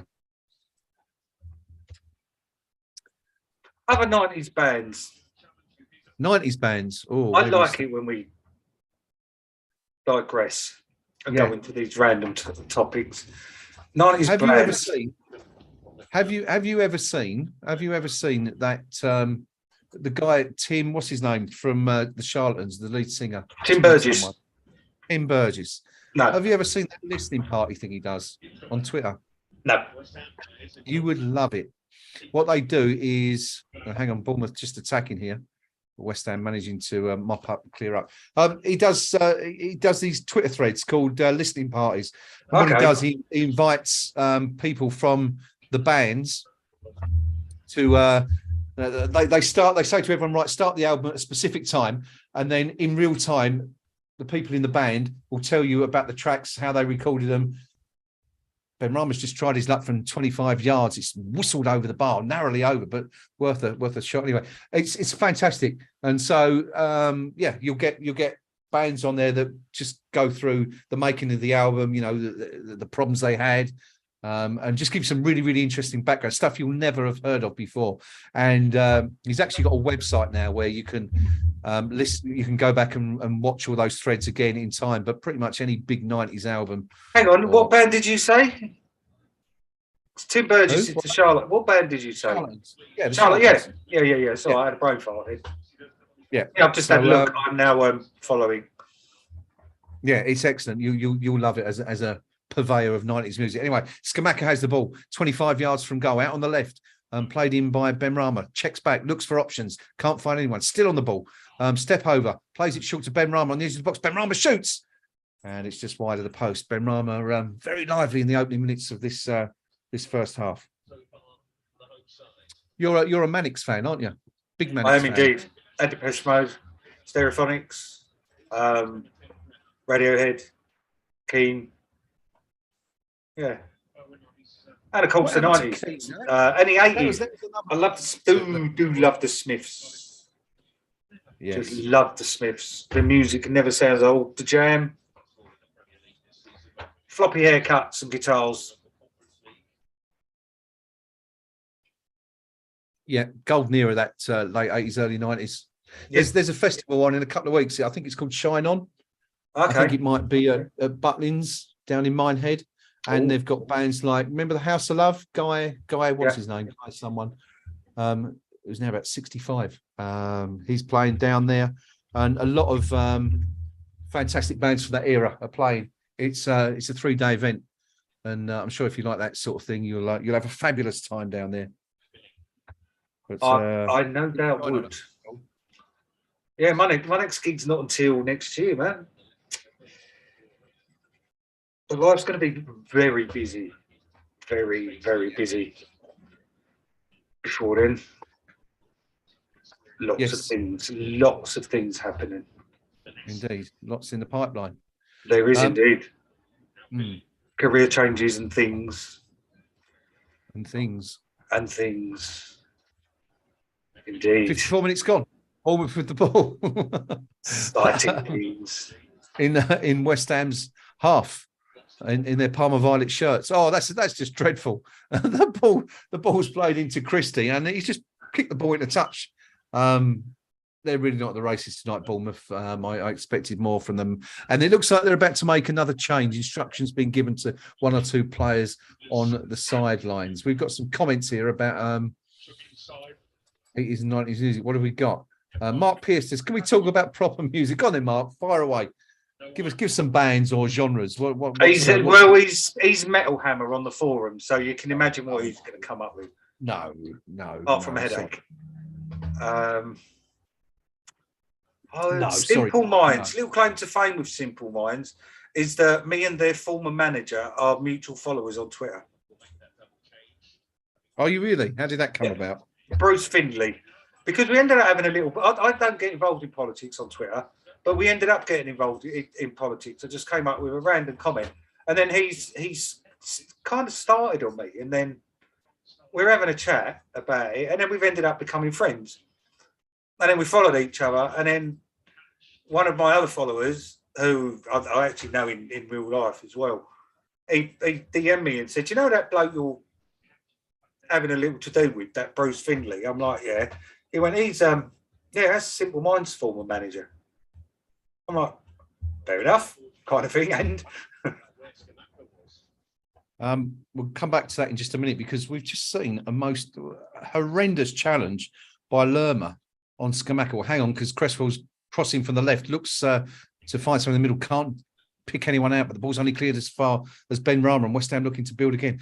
We have just seen, right, ball's played down the channel, clever ball from Rice. Bowen plays it across goal. Ooh, and Travers, the replacement keeper, gets down low to prevent what would have almost certainly been a second West Ham goal. Good stuff from the Hammers. Lerma's just dived in two-footed on Scamacca, and it looks, to all intents and purposes, like a pretty blatant instant dismissal. It's a horrendous challenge. I think the only thing that's preventing him from being sent off is the fact that he didn't really make much contact on Scamacca. It's a horrible, horrible challenge, and he's very, very fortunate. Anyway, Christie's been replaced by Anthony. What did you make of that? Did you see that challenge, Nick? no, I missed it. I was too busy looking for 90s pop bands. Well, it was a shocker, absolute shocker, and I'm very surprised he's still on the pitch. I can only imagine it was just the fact that there was not much contact on the Italian, which saved him. But anyway, he got a yellow card for it, according to the BBC. He did get booked, yeah. But it was, I mean, he's completely, both feet in the air. He's diving in. It's a horrendous challenge, no control whatsoever. But anyway, West Ham have the ball again. Scamacca, that's 3 times in a row now. I think Lerma's he's got to attack Scamacca. Get off the floor, you pillock. And that's Tavernier down for another Bournemouth player down injured. Now, what happened here? Not a lot, but Scamacca's just been fouled again, and we've got the free kick. And now their player, who was off the pitch injured, has now crawled back on the pitch injured. Yeah. Actually, no one's touched him, have they? He's just slipped over. Nobody's touched him. He's lost his footing. He's gone arse over tit, and he's all right now. He's back on and back up. But they've had a few injuries tonight. Oh dear. Yeah, I know you two have a bit of metal. Yeah, certainly do. AGXN, the cult Simple Minds, reminds me of the toothbrush, the pink toothbrush. Always remember when She Sells Sanctuary used to come on at the toothbrush. All the Faye Smiths fans would just disappear off the dance floor, and all the old the King Kurt followers and people like that used to descend and start throwing beer cans at each other. It was hilarious. Smiths, who else have we got? David O'Rourke says, when I was 16, I went out with a girl that liked me purely because she saw the Smiths live. I was so jealous. David O'Rourke says, I saw Pearl Jam supporting the cult in Finsbury Park. I never did quite get Pearl Jam. I wasn't never really into that sort of thing in the early 90s. But a huge band, weren't they? Very, very popular. AGXM, even though he's a knob, Morrissey live is amazing. I like Morrissey, even though he is a knob. Yes, he is a bit. I tell you who is good live. I only see it on YouTube, and I didn't realise he could sing as well. Johnny Marr, live in concert, singing Smith songs. He does, yeah, and he pulls it off well, doesn't he? He does, and he's singing. Yes, indeed. Fantastic guitarist, of course, Johnny Marr. One of our greats, a national institution. Electronic as well, that super bandy type thing. Johnny Marr, Bernard Sumner. Was it Neil Tennant? Neil Tennant from the Pet Shop Boys. From the Pet Shop Boys.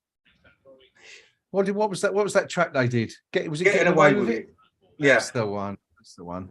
I actually saw Mar and Sumner as Electronic live doing that album, because Getting Away with It weren't actually an album track unless apart from on the re-release, because I'm a bit of a geeky 80s synth music thing. And yes, superb, absolutely brilliant. Wembley Arena, that was about 91, 92. That was good. West Ham breaking on the right hand side into the box to Skamaka. He's played it back to Bowen, who's had a shot who's blocked. Back out on the left to Cresswell. His cross is clear. Declan Rice has had a go. Oh, that's a bit special. It's a good shot from Rice. It's on target. Punched clear by the sub goalkeeper Travers. West Ham threatening here. Looks like second goal might not be too far away. Ben Rama on the left hand side now, just standing his ground. Plays it short to Downs, and West Ham looking at building. It's all West Ham at the moment. The Hammers completely on top since half time, which probably means that a Bournemouth goal is not too far away. But Bernard Summer, New Order. Where did I see Reading 98? New Order are currently touring the States with the Pet Shop Boys at the moment. Are they really? Who's headlining? They are indeed, yes. No, Morrissey isn't really a Hammers fan. He wore the shirt because it was a play on the South West Ham Boys. Wasn't it West Ham Boys Club he had? Whereas in Salford, it's the Salford Boys Club, and it was a play on that because that's where they stood outside for the cover of their album, The Smiths, I think it was, the self-titled album. Apparently a very popular place for tourists, so I'm told, the Salford Boys Club. People go there and have their photo taken. West Ham have a free kick on the right. Jared Bowen leaves it for Declan Rice, sends it deep, looking for side Ben Rahman. It's actually one of the worst free kicks I've ever seen because he just put it straight out into touch. But West Ham completely on top. 61 minutes gone. West Ham leading Bournemouth by 1-0. The only goal of the game so far coming from Kurt Zuma after a VA check that surprisingly went our way. CM says, I know the lad who wrote I'm Your Ecstasy. What song is that? Is that a track from a band or a drum and bass track, Jobby? That sounds like some of the old Atlee hardcore you used to get out of that record shop on North Street in Romford. Boogie Times. Boogie Times. Then there's a blast from the past. We used to go to a place called Soul Man in Southend, which is by a place called the Palace Theatre. Used to go there every Monday and spend all my wages. And, did you used to work in one of my old haunts where I'd spend many a Saturday? Did you not used to work in Adrian's in Wickford? I did. That was my first ever job in Adrian's record shop in Wickford. Yeah. When so our paths could well have crossed before KUMB. It is possible. However, I was only employed there for about 3 months before I got offered a job with better money. I left school on the Friday. I started there on the Monday. I worked Monday to Saturday. It was like a 10-hour day, 6 days a week. I think I took home 40 quid. I think I was paid £45 a week, and I used to pay a fiver in tax. But I loved it. It was fantastic. It was so long ago. It was wonderful. I mean, I was an avid record collector back in the late 80s, early 90s, mainly electronic sort of stuff. And I used to pick up some bargains there. I picked up a copy of, it was actually a 12-inch single with Erasures called Heavenly Action, the Yellow Brick Mix. Right. And it was rare. And it was just normal price. And I grabbed it because I knew, because I used to buy a Record Collector magazine, and I knew that they were changing hands because it was deleted. They were changing hands for like well over £100. And even today, if you go on eBay or Record Collector trying to find it, I think they're still, even now, about 100 quid for a 12-inch single.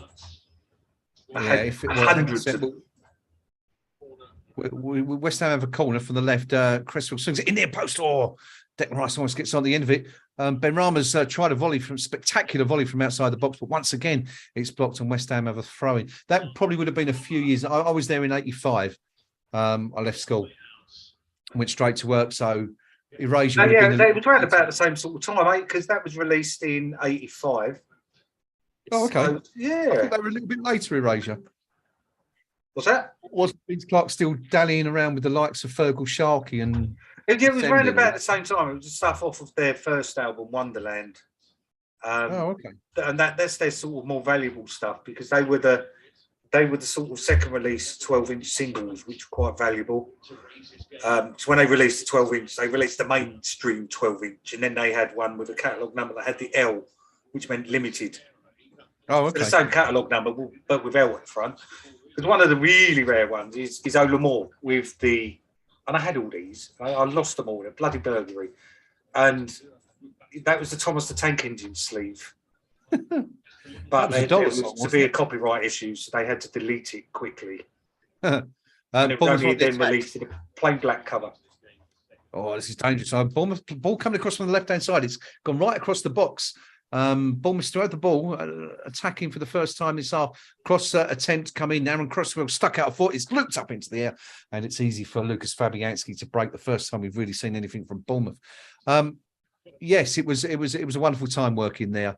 Just going back to quickly what where were we? Yeah, CM says, yeah, I'm Your Excellency. It's not a track I know of, CM, and I used to buy quite a lot of records back then. Suggested by David O'Rourke says, was it Let Me Be Your Ecstasy? And I'm sure you mean Let Me Be Your Fantasy, which was by Baby D, of course. But prove us wrong, CM. Send us go to Discogs. Find the link and send us the link on here and we can have a look, but it's not one I'm aware of from that time. Fergal popped up on Gone Fishing the other week. He's doing something about water pollution, isn't he really heavily into his that kind of thing right now? I think he's an activist of some kind. Telly box. Yeah. Anyway, 66 minutes gone, halfway through the second half here at the London Olympic Stadium. West Ham still leading by a 1-0. Bournemouth now beginning to get back into the game. That's a good run by the number 16, but what a fantastic tackle that is coming in from Tommy Soucek, I think. And West Ham can build once again. Nice touch from Flynn Downs out wide to Johnson. Johnson looks up. What's he got ahead of him? Not much, and that's a foul on Jarrod Bowen, surely. Not given, and just a throw-in. Yeah. Let Me Be Your Fantasy. And that was a Raquel's tune before it all got closed down because of everything that happened there. I'm sure any of you who were around at the time will be aware of what I'm talking about. Leah Betts and all that stuff. But anyway, back to the football. 67 minutes gone. Thilo Kehrer on the ball for West Ham. Well, just beginning to find their way back into it in the last couple of minutes, but still not troubling West Ham. But just got to be careful with that narrow advantage of only one goal. Just got to make sure we don't get lulled into a false sense of security here, Nick, and make a mistake that could prove costly. No, it's happened all too often, isn't it? It's all too often. Raquel's is still there, isn't it? Clubby, or was? It's still there. It's still there. When I was down in Basildon in the summer, I went to see, and it hasn't actually changed since they boarded it up in about 95, 96, or at least on the outside anyway. It's still got the same facade. It's just been left to go to ruin, basically. Shame. Kind of had some good nights down there over the years. I'm just looking at an article online on Essex Live, one of these urban doodles, explorers. And although it's covered in dust, it don't really look no different. No, it's funny. It's just been left for years and years. But there's always been a bit of a shithole, wasn't it? So even abandoned 20 years later, it don't look much different. Yeah, it's not looking much better. Statler and Waldorf, 2 eyes up. There we go. There's a compliment. There you go. Side Benrahma on the left-hand side, bursting towards the box now. What can he do? Cuts inside, shoots, but it's blocked. But Declan Rice retrieves the ball, gives it back to Benrahma. He's really, really heavily involved this half, the Algerian, but hasn't managed to fashion a way through to score yet. But you kind of get the feeling that there might be a second goal coming. I know I said that about 10 minutes ago. But yeah, I keep thinking to myself, how have we not got a second goal yet? Yeah. Just how? It's just pain. It's It's painful. 17 shots, 3 on target. That's Yeah, we've been. I mean, you look at some of those chances, Nick, and we've, been pulling the trigger from outside the area. I mean, Declan Rice tried one from distance. Skamaka tried one from sort of 35 yards. Ben Rama also certainly not afraid to shoot. So there must be some kind of directive from Moyes to have a go if you can. Who knows? My stream's gone into one of those perpetual death loops, and now what's happened here? Okay, so it's a yellow card. Bournemouth player's been shown a yellow card. I think it's Smith, the number 15, who's been booked for a challenge on side Ben Rama. I think it was for kicking the ball away. He got the ball. Okay. Thank you. As I said, I was just coming out of a revolving few seconds of video there. But anyway, Aaron Creswell's got his foot on the ball. This is going to be an outswinger played across the penalty box as West Ham look to double their advantage.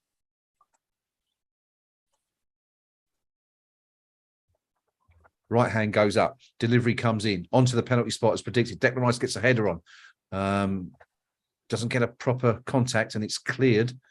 Johnson retrieves for West Ham. Breaking down the right-hand side. Gets his cross in, but it's cleared out and Bournemouth got an opportunity to break now. West Ham scurrying back in numbers. But good work from West Ham, closing them down, not giving them the opportunity to get out. Our finishing is atrocious, says Clever Trevor, a new name on the stream. Welcome, Trevor. Yeah, it has been a bit tonight, as Nick's pointed out. 3 shots on target out of 17, not a great stat, as was the case at Southampton last week. It's now 3 shots on target out of 18. There you go. It's worse. That's like 1 in 6. Yeah, not great. Not great. Although, in contrast, Bournemouth have mustered only 3 shots at goal. Michail Antonio is coming on. I can tell you that. He's getting his shirt on. So, presumably, he'll be coming on. Bournemouth, 3 shots and 2 on target. Yeah, it's mad, isn't it? Bournemouth have a free kick now. Will this be time for Antonio? It's come on. Presumably, this is going to be a straight swap, Nick, for Skamaka. I can't see them both being put up front, but you never know. No, but then who knows? Oh, look, another one of their players is limping. Yeah, this must be some sort of record. I don't think I've ever seen so many opposition players on the ground as tonight. Now, I'm just refreshing my stream, but I think Bournemouth might have just had a 4th effort on goal.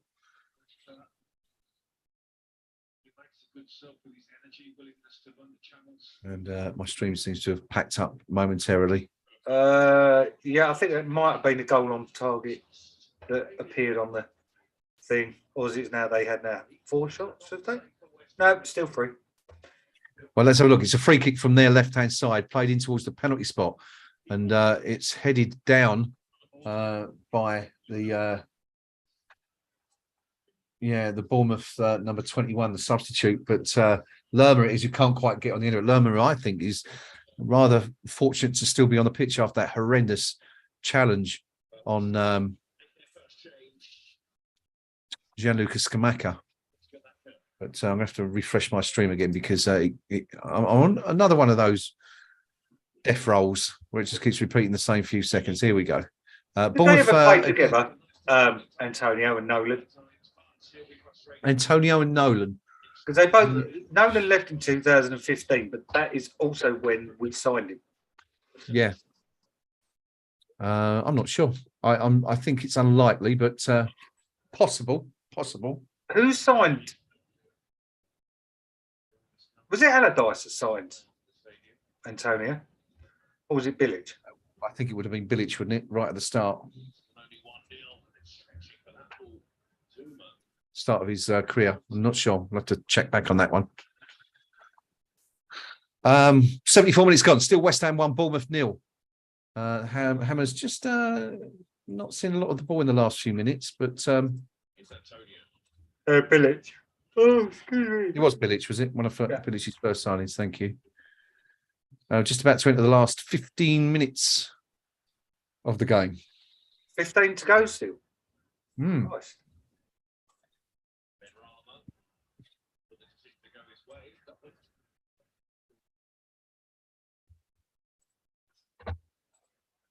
It's Thomas Suchek with the ball.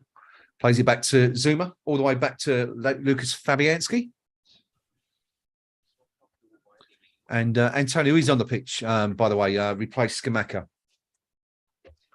as mentioned by Mark Pierce on the stream. Thank you, Mark. Antonio on. Hopefully he can grab another one of those late goals. He's had a bit of form for doing that recently. But a quick word on Skamaka's performance tonight, Nick. Yeah, it was good. He played well, deserved the goal. But then if you don't get him on target, you don't deserve nothing. So a little bit of an oxymoron, but that's me. Indeed. So not much happening really at the moment. Bournemouth are in possession at the moment in the central third of the pitch, just knocking the ball across. Really not been at the races so far. And but of course, only one goal in it. Anything can happen. Just needs that one little bit of luck and could change the game completely. Yeah, it's been that sort of game. West Ham, we've played well, I think, Nick, to a degree. But this feels like so many games this season to me so far, where we've done all right. We've created chances, but you can't sort of really look back. Well, hang on, this is dangerous. Looping centre put in, and okay, now Fabian, it's a free kick. Fabianski's dropped the ball, but it was under pressure from Lerma, and I think the referee's blown for a free kick. Meanwhile, I think that's Johnson down, clutching his head. But let's have a look at this again. The cross coming from the right-hand side. Yeah, he's just Lerma's just knocked the ball out of Fabianski's hands. That's clearly a foul. And now what's happened to Johnson? Johnson, I'm not sure if he's got elbowed by Fabianski or kicked by Fabianski as they both fell to the floor, but he's all right. Anyway, I think he's up. But yeah, West Ham escape. But that's what we're saying, isn't it? It's going back to what I was saying just there about West Ham. We've created, as you said, 18, 19 shots at goal, Nick. But yep. You can't say we've looked really good again, have we? We've done okay. Where even if we win this, it's going to be a similar sort of performance to, like the Wolves and Fulham games, right? Pretty much. And, not forgetting that it took an absolutely totally scrappy goal for us to even take this. Sorry, needed to cough. That went wrong. To take this narrow lead that we've got. But, you've got to take it in your 3 points are very valuable. As things sit. Yeah, it certainly would be, and it would put us above Bournemouth and up to 10th in the Premier League, into the top 10 for the first time in gosh knows how long. Mikel Antonio's just hit the deck, claiming that he was elbowed. Let's have another look at this. He went up with Senesi, and he's just run into Senesi, and he's thrown himself to the floor. That's poor from Mikel Antonio. I'd expect better from West Ham players. Nothing in that at all. He's just run into him and headed his shoulder, I think. But we don't want to see that. But I mean, once again, Nick, top 10 though, not a great performance, but here we are, looking at in the upper half of the table for the first time this season. Yeah, it's a bit bonkers. This league this season. It is indeed. Going back to what you were saying about managers, you're talking about the Simple Minds manager. We of course have a former manager of one of the most famous British bands of all time, who is a KUMB forum regular. Really? Of course. Yes. The Clash album, is it live at O'Shea Stadium in 82? And a certain Cosmo vinyl. Okay, yes, of course. Out, yeah, there goes the ka-ching moment. Yeah, introduces the Clash in front of, 200,000 people, I think, in the auditorium that night. And Cosmo, of course, is a big KUMB fan and can often be found regularly posted on the music forum. Was also involved with Ian Jury and the Blockheads, yes, and a couple of bands of that ilk in the late 70s. Of course, the other not famous, but relatively famous, if you're into your stand-up comedy, musician that accompanies Rich Hall, Myram T. Buttram. Yes. What's happened to Myram lately? I haven't seen him on the forum actually for a while. He is still about. I checked the other week actually to see if he was still about, and he had logged in relatively recently. He just doesn't seem to be active. Who was the fella? Who was the fella on the snug? Who was the wanted to be a comedian and was it? Yes, who was extremely bad. Yes. Yeah, he made the error, I think, of posting some of his live gigs, didn't he, on the snug, and the poor fella got torn to pieces for a couple of them. But yeah, Avit, that's right, and swiftly disappeared thereafter. Yes, if I recall correctly. See, I also have a claim to fame, another West Ham fan who's quite well known, and if he just so happens that he's watching, sorry. And like you put, he might remember, but he was totally out of his face. We was only about 17 at the time. I'd not long passed my test, and we were driving into Southend, and a bloke called Russell that lived in Grays wanted to come with us, and I had no room in my car, so we bundled him in the boot. And it was a Mark II Escort that had more holes in it than a sieve. And by the time we got to Southend, he wasn't very well, because of obviously the exhaust fumes coming in. And he's got up and he's like, "Where am I?" We said, "You're in the boat with my car, mate." He went, "I don't feel very well." We went, "No, get back in," because the old bill was coming. So I shut him back in my boat and put a great big lump on his head. And yeah, we became buddies for a little while after that. So that's Russell Brand for those. Russell Brand, of course. Yeah, been on the KUMB podcast before. We've just come back to the game because Bournemouth just had pretty decent shout for a penalty for a handball. Ball delivered in from the right-hand side. I'm not sure if it was Johnson who it caught, but there's a big shout. Everyone in a violet shirt went up appealing for the penalty. Nothing given by the referee. VAR hasn't checked him, presumably won't now. But West Ham have got to be careful. The last couple of minutes, Bournemouth, it's been all Bournemouth. They've been in control of this game, and West Ham have got to be careful here. It's still 8 minutes to go, only 82 on the clock. Yeah, still it's plenty like of time. A minute or two to go. Yeah, we've got to watch ourselves here. Could definitely do with that second goal, perhaps on the breakaway. Perhaps here, Declan Rice plays it out to side Ben Rama. Ben Rama, who's had a really good game so far, been very enterprising on the left, cuts inside, looks for options, plays it back to Rice again, who once again has been the kingpin, really controlling everything for West Ham in the centre of the park. But anyway, it's he's come doing back it right, isn't he, Declan? He's sorted out. Yeah, he's found his mojo, hasn't he? Again in the last few weeks. He's found his mojo again. Mr. Mojo rising. Aye. But Bournemouth win the ball back. It's getting sloppy from us. Yeah, it is. We seem to have kind of settled into that. We're going to hang on to this 1-goal lead rather than look for a second. And you can sense that the crowd are getting a little bit nervous and frustrated at the way West Ham are playing here. You can hear that through the stream, but it's all Bournemouth at the moment, all Bournemouth, and they're coming forward now.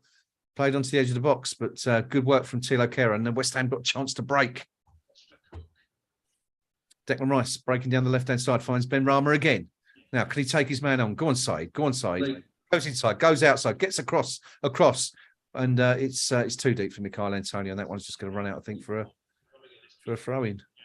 It doesn't in the end. The attempted clearance hits Jarrod Bowen on the back of the ankle, and it goes out for a goal kick. But we're living dangerously, Nick. We've got to be careful here. Yeah. We've got to be very careful. It's not looking good at all. But let's have a look at this. Yeah, there's nothing in it, actually. I'm just looking at the handball shout from Bournemouth. It kind of, the cross came in, it was chested down by a Bournemouth player into sort of Johnson's midriff. I don't think there's certainly no intent in there, and they didn't fail to gain an advantage from it, but nothing given. But, we've got to be careful, haven't we? It just takes one moment like that where we switch off for a second, and that's 2 points gone. So, exactly. Yeah. Indeed. I'm going to have to bid you a good night, as I'm starting to struggle while sitting. No problem. I need to be on the horizontal rather than the vertical, I think. All right, buddy. Well, thank you for. I've soldiered on. Yeah, 84 minutes. That's a good stint. We'll catch you again next outing at the weekend. Absolutely. Next week. Catch you later. Right, buddy. You take care. See you later. Header comes in from Bournemouth. It's a shot on target. Fabianski's equal to it, though. There's a deep cross from the right-hand side, headed back into the path of the substitute. I think that was Anthony. But it's an easy header for Fabianski to pluck out of the air. And we've got 5 minutes to go, and West Ham lead Bournemouth by 1-0 here.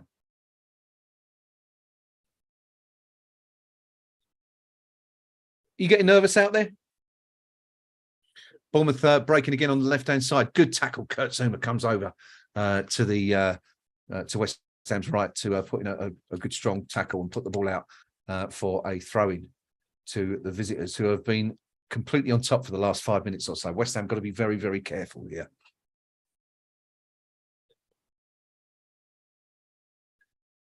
Now, can Declan Rice nip in and get this ball? He can't. Bournemouth still have the ball.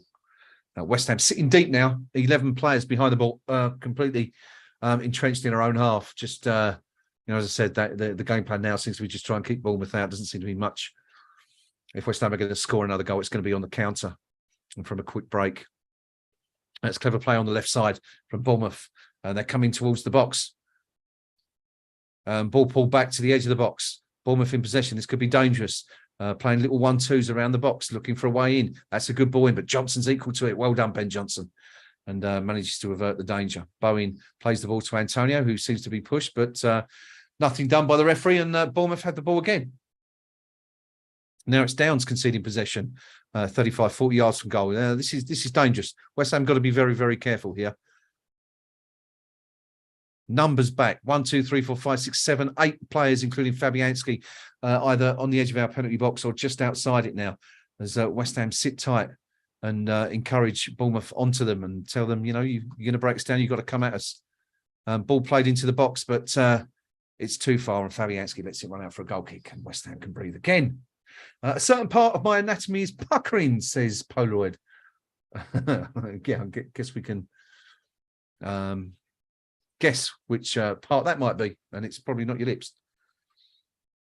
Time to bring Ogbonna on, says Craven, maybe. May as well shore it up. And David O'Rourke's talking about Antonio, says he's just falling over every time he gets the ball. We've been awful for the last 15 minutes. Well, here comes that defensive change. It's Vladimir Soufal who's coming on. And also, looks like Pablo Fornals is coming on. So a double change from West Ham here in the 88th minute. Soufal and Fornals coming on. Presumably that will be Ben Rama coming off. Let's have a look. And it's Flynn Downs, actually. Downs coming off. He's had a good game tonight, Flynn Downs, I think. Played very, very well. He's off for Soufal. And Fornals, as I said, he's also coming. I'm guessing that's going to be Said Ben Rama. I haven't seen the player going off yet. It's Jared Bowen, actually, which is interesting. So I'm not quite sure he's going to go on the right-hand side. Fornals maybe go on the right. Or will it be Ben Rama switching to the right-hand side? No, Ben Rama stayed left. Fornals has gone down the centre. And Soufal looks as if he's adopted a right wing or right midfield position, which is a little bit unusual. But anyway, Michail Antonio has been involved and he's given away a free kick. No point in subbing Skamaka, says Rob. Yeah, Antonio's not really been in the game since he came on. But anyway, we're into the final 2 minutes of normal time. Antonio now with a chance to run at the defence. Can he play it in to Soufal? He can. Can Soufal get the ball across? He can't, but wins a corner, and that will eat up some valuable seconds for West Ham. Now, I think West Ham are asking for a penalty. Soufal's got his hands up. There's a big, big call from the crowd. Let's have a look at the replay of this. Soufal tries to cross it. It's handball. That's handball. Now, if there's a VAR review, I think this might be a penalty. It's actually come off both of the Bournemouth players' arms. You can't argue that his arms are in a natural position because he's going like that, and it's handball. That's a penalty. I think VAR is going to review this and give West Ham a penalty. There is a VAR check. And it's number 33, one of the substitutes who's guilty. And I think he knows what he's done. And this is going to be a penalty for West Ham, fairly certain. And this VAR is trying to atone for what happened in the first half when West Ham got the benefit of the doubt on the goal. But I'm fairly certain this is going to be a penalty. Just waiting for the decision to come in.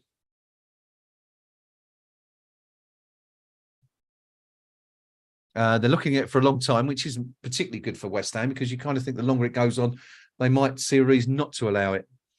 But it looked fairly obvious from straight away. There's no, maybe they're checking for an offside as well. There's no offside.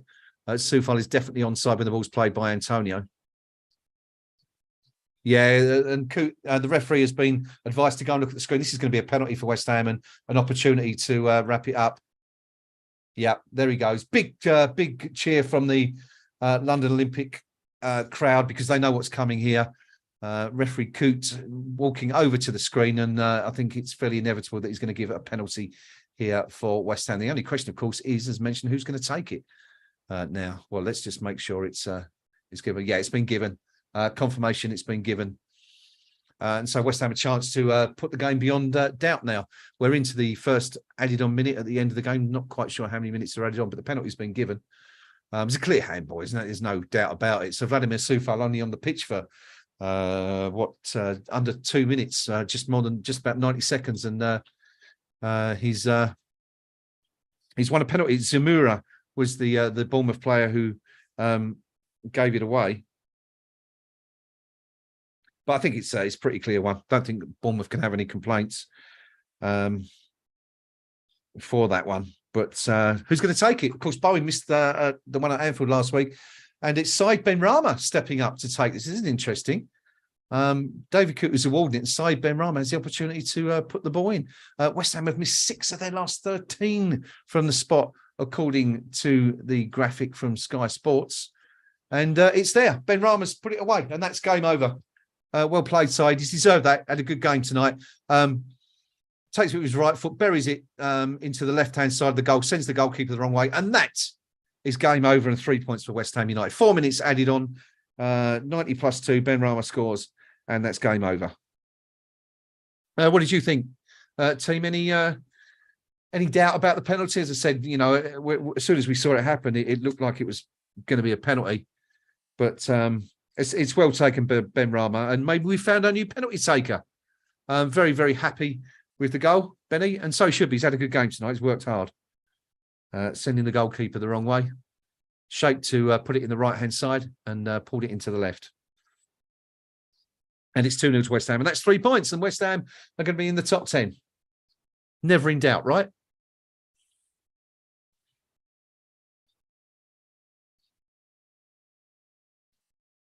Now, there does seem to be some dissent from, I'm looking at Twitter, and some people feel it was not a penalty, should have been given, but not quite sure why. It's pretty obvious the Zamura's hands are up in the air. It seems to have come off both hands. I don't think there's any doubt at all. But anyway, game's back on. We're in the third of 4 minutes added on. There might be a little bit more. Benrahma's just pulled off some outrageous skill to bring the ball down. Clearly full of confidence now. And just chuckling now, I've just seen Mark Pierce's comment. I missed it as the missus insisted I went and got her a drink. Great timing, Mrs. Pierce. Well played. But yeah, as good a penalty I think we've seen taken by a West Ham player since Mark Noble was banging them in regularly from the spot. So maybe we found a new penalty taker. Who knows? But anyway, West Ham looking for a third. Well, that would really put the icing on the cake, wouldn't it, if we could get one more? But good stuff from West Ham. 2-goal win, clean sheet. Not really been threatened. Fabianski's not really had a save to make. A good night's work all in all so far. Michail Antonio looking and throwing himself to the floor again, looking for a free. I don't like to see that. He's a big lad. He can. No need for that. He's done that a couple of times, and that's poor from Antonio, who really hasn't done anything since he came on. That's a proper strike for a penalty, says Hobo. Certainly was Hobo. Took it really, really well, didn't he? Just seconds left now before David Coote blows for full time. The ball in the Bournemouth half. Pablo Fornals gets up to win a header, probably his first and only touch of the match.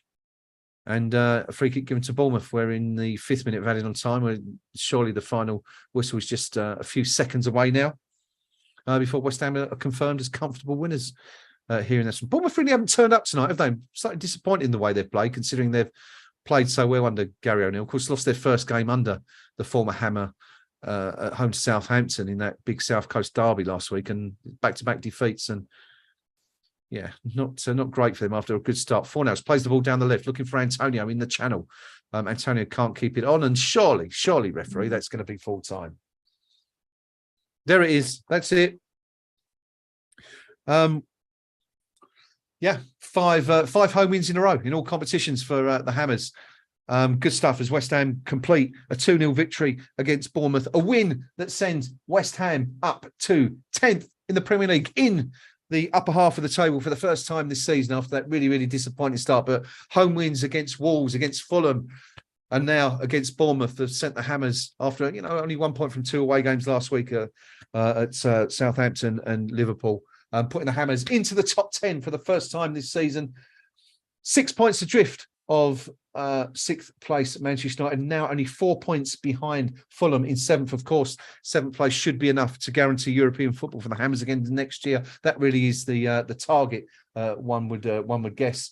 And we're only 4 points away from that now. So things looking a lot rosier in the West Ham garden once again. Gary O'Neill is absolutely furious. He's pointing at the referee and making some very accusing comments. And he's actually being told by Smith, Bournemouth Smith, the captain, just to calm down and walk away, which is very interesting. You don't see that often, a manager being told to cool it by one of his players. But very, very annoyed at what he's seen, Gary O'Neill, tonight. So his post-match press conference should make for some interesting listening. Anyway, clearly upset now. He's just been comforted by one of his players. He's going to the away end and clapping the away fans. There's still the Bournemouth players still asking Coop about certain decisions. I think they're complaining about the penalty, the handball this time.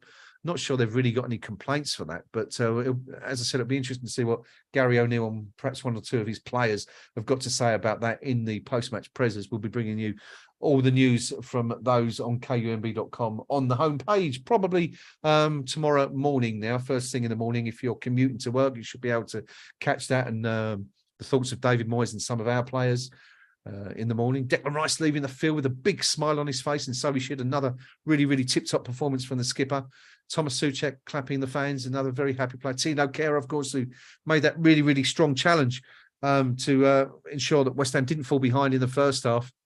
Another good game. Said Benrahma had a very, very good game for West Ham. Capped with that penalty in the second added on minute at the end of the game, and thoroughly deserved. Man of the match nominations. Of course, I would normally do this with the team here, but it's me, myself, and I at the moment. So let me know who you fancied for man of the match tonight. We do have someone joining us live from the London Olympic Stadium right now. He's managed to shoot off to the posh seats early doors, and that is the Pink Palermo. I'm going to bring him in on the screen right now. Let's see. I think we're going to have Pinky in the. There he is. There he is in the circle once again. Pinky, how you doing? Can you hear me?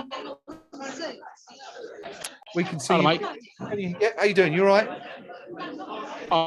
Oh yeah, I'm fraction above comatose after that. Okay. So above. You know, with 10 minutes to go, we're sitting there going, they'll get an equaliser, or somebody will make a mistake. We were sitting so deep, we were almost in the stands. Yeah, the back, the defence, and Bournemouth was shocking. That's a large part better. And I don't know where we go from here. I mean, it's a 2-0 win, 3 points in the bag. We're up to 10th. I should be happy, but for some reason, I'm looking at that and going, it was just a bit flat everywhere. Yeah, we were saying the same. Home wins in a row, but you're not. Benny had a usual game for sure.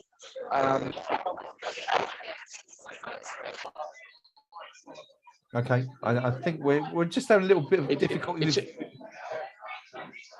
Okay, go on, carry on, Pinky. Sorry, Yeah. Now you're sort of in and out. Just see.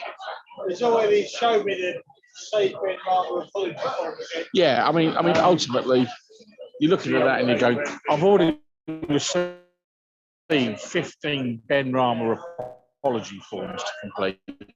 But I'm not filling them. He was, you know, just show you, yeah. That's what a mocking Benny fan looks like, yeah.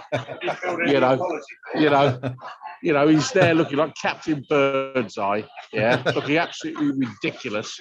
But no, the long and the short of it being, we got the points. Yeah, we got the points. It was a clean sheet. Yeah.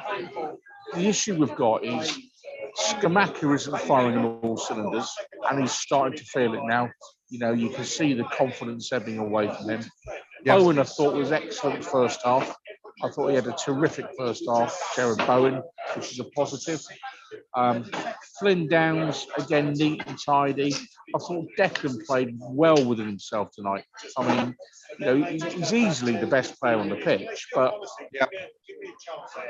you know, he's kind of like a 6 out of 10 by his standards.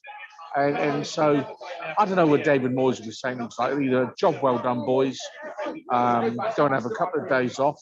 Yeah. But, you know, it's Man United at Old Trafford on Sunday. And sorry, Pinky, I seem to have put you on mute by accident. If you could just flick your button, we can get you back on. Who's on at the minute? You got me speaking there or what? Yeah, no, it's you. Sorry, I pressed the wrong button. But yeah, we have. I mean, let's talk about the two goals. No, we got you. It was about 5 seconds. Don't worry, we got the important stuff. You really are the Laurel Woods of the airwaves, aren't you? Let's talk about the two goals. First goal. Now, Jeff, see you Sunday. We were absolutely convinced, and everybody on the stream down there was equally convinced that VAR was going to disallow West Ham's first goal. There's a clear handball from Tilo Kehrer. The ball's come over.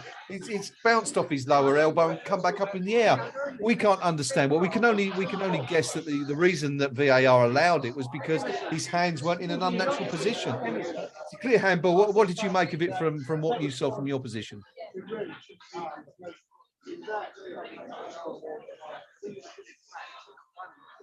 Pinky, that's for you. I don't know if you can hear me.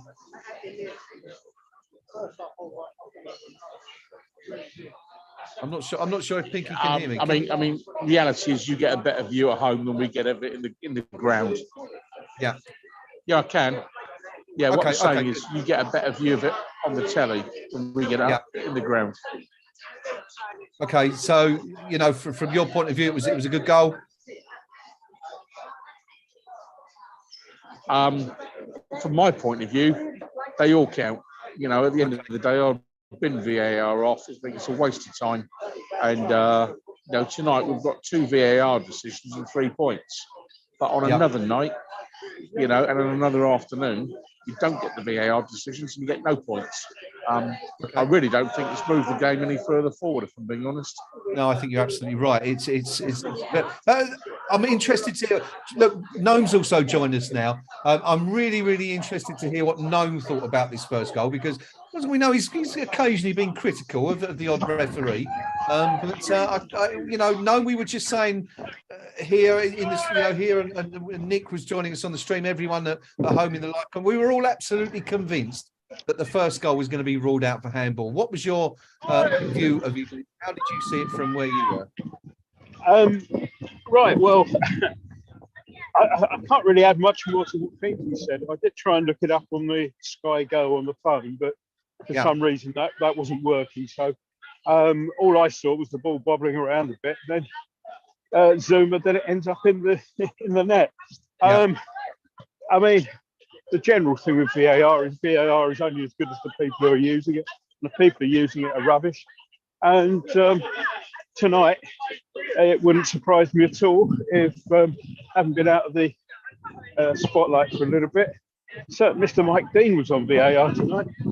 So was he really? Oh, okay, we weren't aware of that. Oh, okay. Yeah. So it wouldn't surprise me. In the slightest if he decided to do something a bit perverse just to get his name in the paper again. You know, for the first time I can remember, it's gone in our favour, but you know. Yeah, I was just going to say, I can imagine there'll be a lot of Bournemouth fans thinking the decision was rather perverse. But one person think you did feel it was perverse was clearly Gary O'Neill, because he was very unhappy with the decision. We saw him arguing with Mr. Coote at half time as the players went off, and then of course at full time he was he had to be pulled away. I don't know if you saw it by his captain Smith, because he was so angry with what he'd seen. The second goal, to me, it looked like clear handball. Didn't seem to be any controversy about that. What was your view? Thinking. Yeah, and again, I mean, let's deal with those issues one at a time. Gary O'Neill, who I've got a lot of time for as a good pro, he's a good player for us, neat and tidy back in the day. Funny enough, I saw him the day he was released. When he had his meeting with Karen, and he drove away from Upton Park in his Aston Martin, and he had a face like thunder. He looked a bit similar tonight, if I'm being honest. But it's his own fault tonight, because ultimately, if he is being honest with himself, he came for a point. They didn't offer enough, nearly enough going forward, Bournemouth. They were short on a bit of quality where we had a little bit better than them. And, he can bitch and carp and whinge about this, that, or the other. The long story of it is, if we're still playing a week next Tuesday, Bournemouth ain't scoring. So, complaining about our goals is all well and good, and saying, okay, we only won because a marginal VAR decision and an obvious one. But what did he do with his team to try and get 3 points? Absolutely nothing. They've gone home with nothing, because that's what they came for. Yeah, I mean, just to a quick cursory glance at match stats sort of confirms what you're saying there. Even though we can clearly see it with our own eyes. West Ham winning the possession battle for a change. 54% to Bournemouth's 56%. It seemed like it was greater margin than that, but that's how it works out. West Ham 20 shots, only 4 on target again, almost a carbon copy of Southampton last week. Bournemouth, backing up what Pinky's saying there, 5 efforts at goal in the whole game, only 3 on target, not a single corner. Really, Noam, you'd be hard pressed to think of a save that Fabianski had to make. I remember the one looping header in the second half that he sort of plucked out of the air, but he certainly wasn't. The only time I think he looked in any danger was right at the start. Do you remember? I think it was about the 8th minute where he looked like he fumbled the ball, and I think it was Fredericks who looked like he should have scored, but just couldn't wrap his foot around it.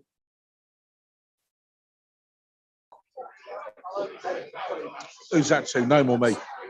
Sorry, that was to Noam. I'm pressing the wrong button again. Noam's chatting away, and I've got him still on mute. Sorry, Pinky. Noam, yeah. Bournemouth didn't really threaten us at all tonight. No, didn't lay a glove on us, really. You were talking about that thing early on with Fabianski, but really, as he brought a Kindle along, he could have finished off a couple of improving books for most of the game. Yeah. Pinky's totally right. They came to see if they could get a point out of it, and even when 1-0 down, really didn't show much. So it's going under the sewer now, so we're going underground. Okay, well, we might just lose you for a minute. If you can still hear me now. Yeah. I'm interested in your thoughts on the second goal and the decision. We felt as soon as we saw it that it was a clear handball. The referee didn't initially agree, but VAR, our old friend Mike Dean, clearly did. I mean, you've seen it better than I have, but I went handball the second it's crossed. It was one of those ones where they slide in, but it looked like he had his hands up. And, it was, it's like that. Yeah, and one of the things I always say with these handballs is like, well, if that's the goalkeeper, do you say well saved? And it was well saved. As far as I've only just seen it the once, but that's a good sort of yardstick to judge these things by. If he's got a different colour shirt on, that's a good save, then it's a penalty. And that's what I thought. Okay. Gary O'Neill was furious once again at full time. We saw him remonstrating with the referee, but obviously to no avail. I had a face like thunder and said it'd be interesting to hear what he's got to say. One person that has been speaking about the game is Jared Bowen, who's just been on Sky Sports, and I can bring you the transcript of what he was saying already. Bowen saying it's massive. It was a massively important 3 points for us. The way we found ourselves in the last few games hasn't been great, especially waiting until Monday to play and seeing everyone else's results. It looks a lot better now than it did before we played. The main thing is momentum and to win the game. We were probably our own worst enemy, not retaining the ball. The last 10 minutes we had to suffer, and it was a great penalty from Saeed. And asked whether he fancied the penalty or whether he could have taken the penalty. He says, no chance of me taking it. I'm off them after my miss last week, but it was a great pen from Saeed, and he has that quality. I see it in training every day. He was great tonight. We dug deep as a group, and sometimes the togetherness that the team gets us through. We have plenty of matches before the World Cup, so we know we can improve. Losing games at the start of the season kind of knocked confidence, so getting results now helps. We're getting there with the performances and getting good results, so we just have to keep going.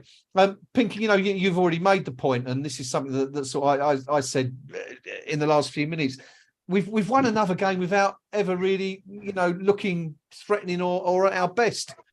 Is it the case that someone's due for a hiding from West Ham soon, or is this going to be, a season of transition that we're going to have to get used to performances like this?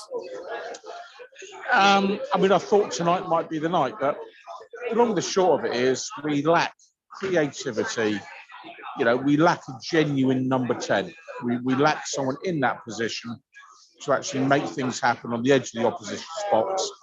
And it's killing us. It's absolutely killing us, because if I look at tonight, as I say, Declan played well within himself. Tommy Souček, for the last 20 minutes, was absolutely fantastic. And I've got to give him special praise tonight, because he made a number of interceptions, a number of recoveries, and possibly saved our bacon, a number of times tonight. But it's at the other end of the pitch.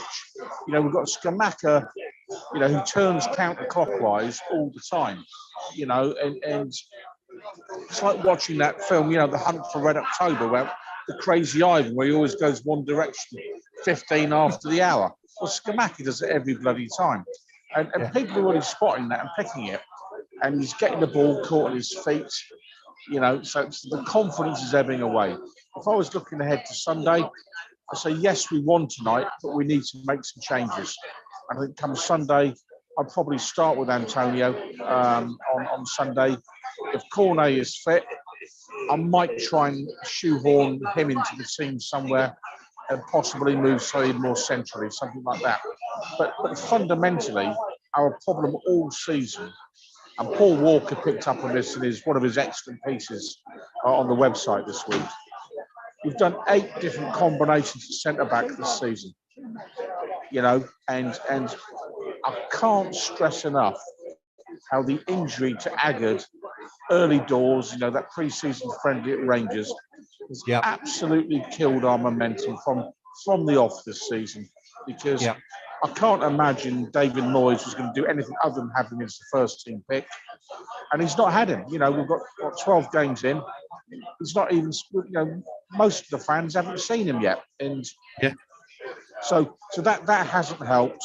And I think that's why, with that difficulty at centre-back, Moyes is addicted to playing Souček and Rice in front of them, because he just doesn't feel solid enough at the back. That then affects the whole balance of the team, and you move forward to the number 10 and the lack of creativity. So is somebody going to get a hiding soon? Not before the World Cup. We might see the real West Ham come the new year, and who knows? Maybe we all rock up at the Emirates at 8 o'clock on Boxing Day, 8 o'clock in the evening, that is. For those not paying attention. What kind of fresh hell is this? But we might rock up there and absolutely spank the Goonies in their own backyard. Let's hope so. What a Christmas present that would be, eh? Pinky's touched it already. We're at Manchester this weekend, a ground where we've occasionally picked up a decent result, but generally speaking, it's not been a happy hunting ground for the Hammers. Do you think we can get anything there on Sunday? Possibly. It's they've played hot and cold this year a bit, haven't they? They had a terrible start, and then sort of got a bit better, then got walloped. And probably should have beaten Chelsea at the weekend as well. But why not? I don't see why not. Yeah, we've played better teams this season. We certainly have. We certainly have. You know, they're playing in fits and starts themselves, aren't they? One final thing before we call it a night tonight, chaps. Noam, I'll come to you first. Your man of the match and your reasons why. Difficult one. I think for the second half, albeit he got the goal from the penalty, but I thought he was the sort of bright spark of the second half. Most of what we did that was good going through Ben Rama. Okay, good stuff. Caught my eye a bit more. Any other honourable mentions for you out there tonight? Yeah, Rice was steady as ever. Downs wasn't bad.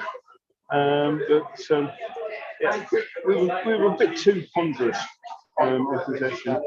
And when we actually sort of played it a little bit quicker and played it into Benrahma, he got between the lines quite well. So, yeah, give it. Okay, good stuff. So that's one shout to Ben Rama. Pinky, coming over to you for the final word. Your man of the match tonight. Tonight, I'm going to give it to another player who's had, should we say, plenty of critics this season, and who's getting a muted reception when his name is read out every week when he gets picked. I'm going to give it to Thomas Soucek tonight, because I thought in the last 20 minutes, when we were right up against it, I thought he put in some really good challenges, kept us just ahead of the game. And, you know, a player that's not been playing fantastic all season, but he's battling his demons. He's doing what the manager wants him to do. And tonight, Thomas Soucek will be man of the match. With Syed Benrahma a close second, it must be said. And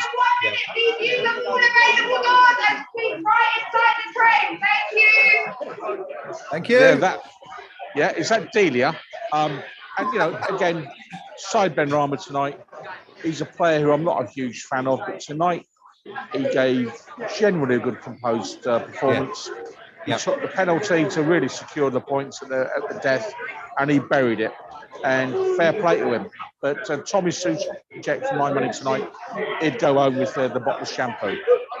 Excellent. Well, there you go, gentlemen. Thank you as always for your company, and as always, you know, appreciate you coming straight off the terraces. Coming out of your seats and joining us live on the Stream Talk, live and direct from the London Olympic Stadium. Pinky and Noam, ladies and gentlemen, offering us their opinion. We'll see you again very soon, gentlemen. Of course, it's Manchester United this weekend. We're off to Old Trafford. Some of us are. We'll be with some of the team. And we will be back with you for another live Eyes Up Mother Brown this Sunday. It's 4:15 kickoff, I think, isn't it, this Sunday? So slightly later than normal, but we shall be back. West Ham are up to 10th in the Premier League. It's a fifth successive home win in all competitions, I think that is now.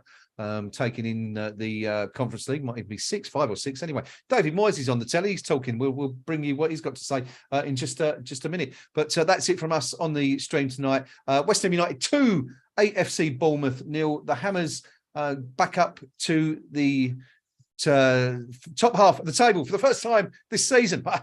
So surprised to see it. I can't even get the words out. There you go. Onwards and upwards from West Ham. We'll see you all again very soon. Take care. And until next time, come on, your irons. Come on, your irons.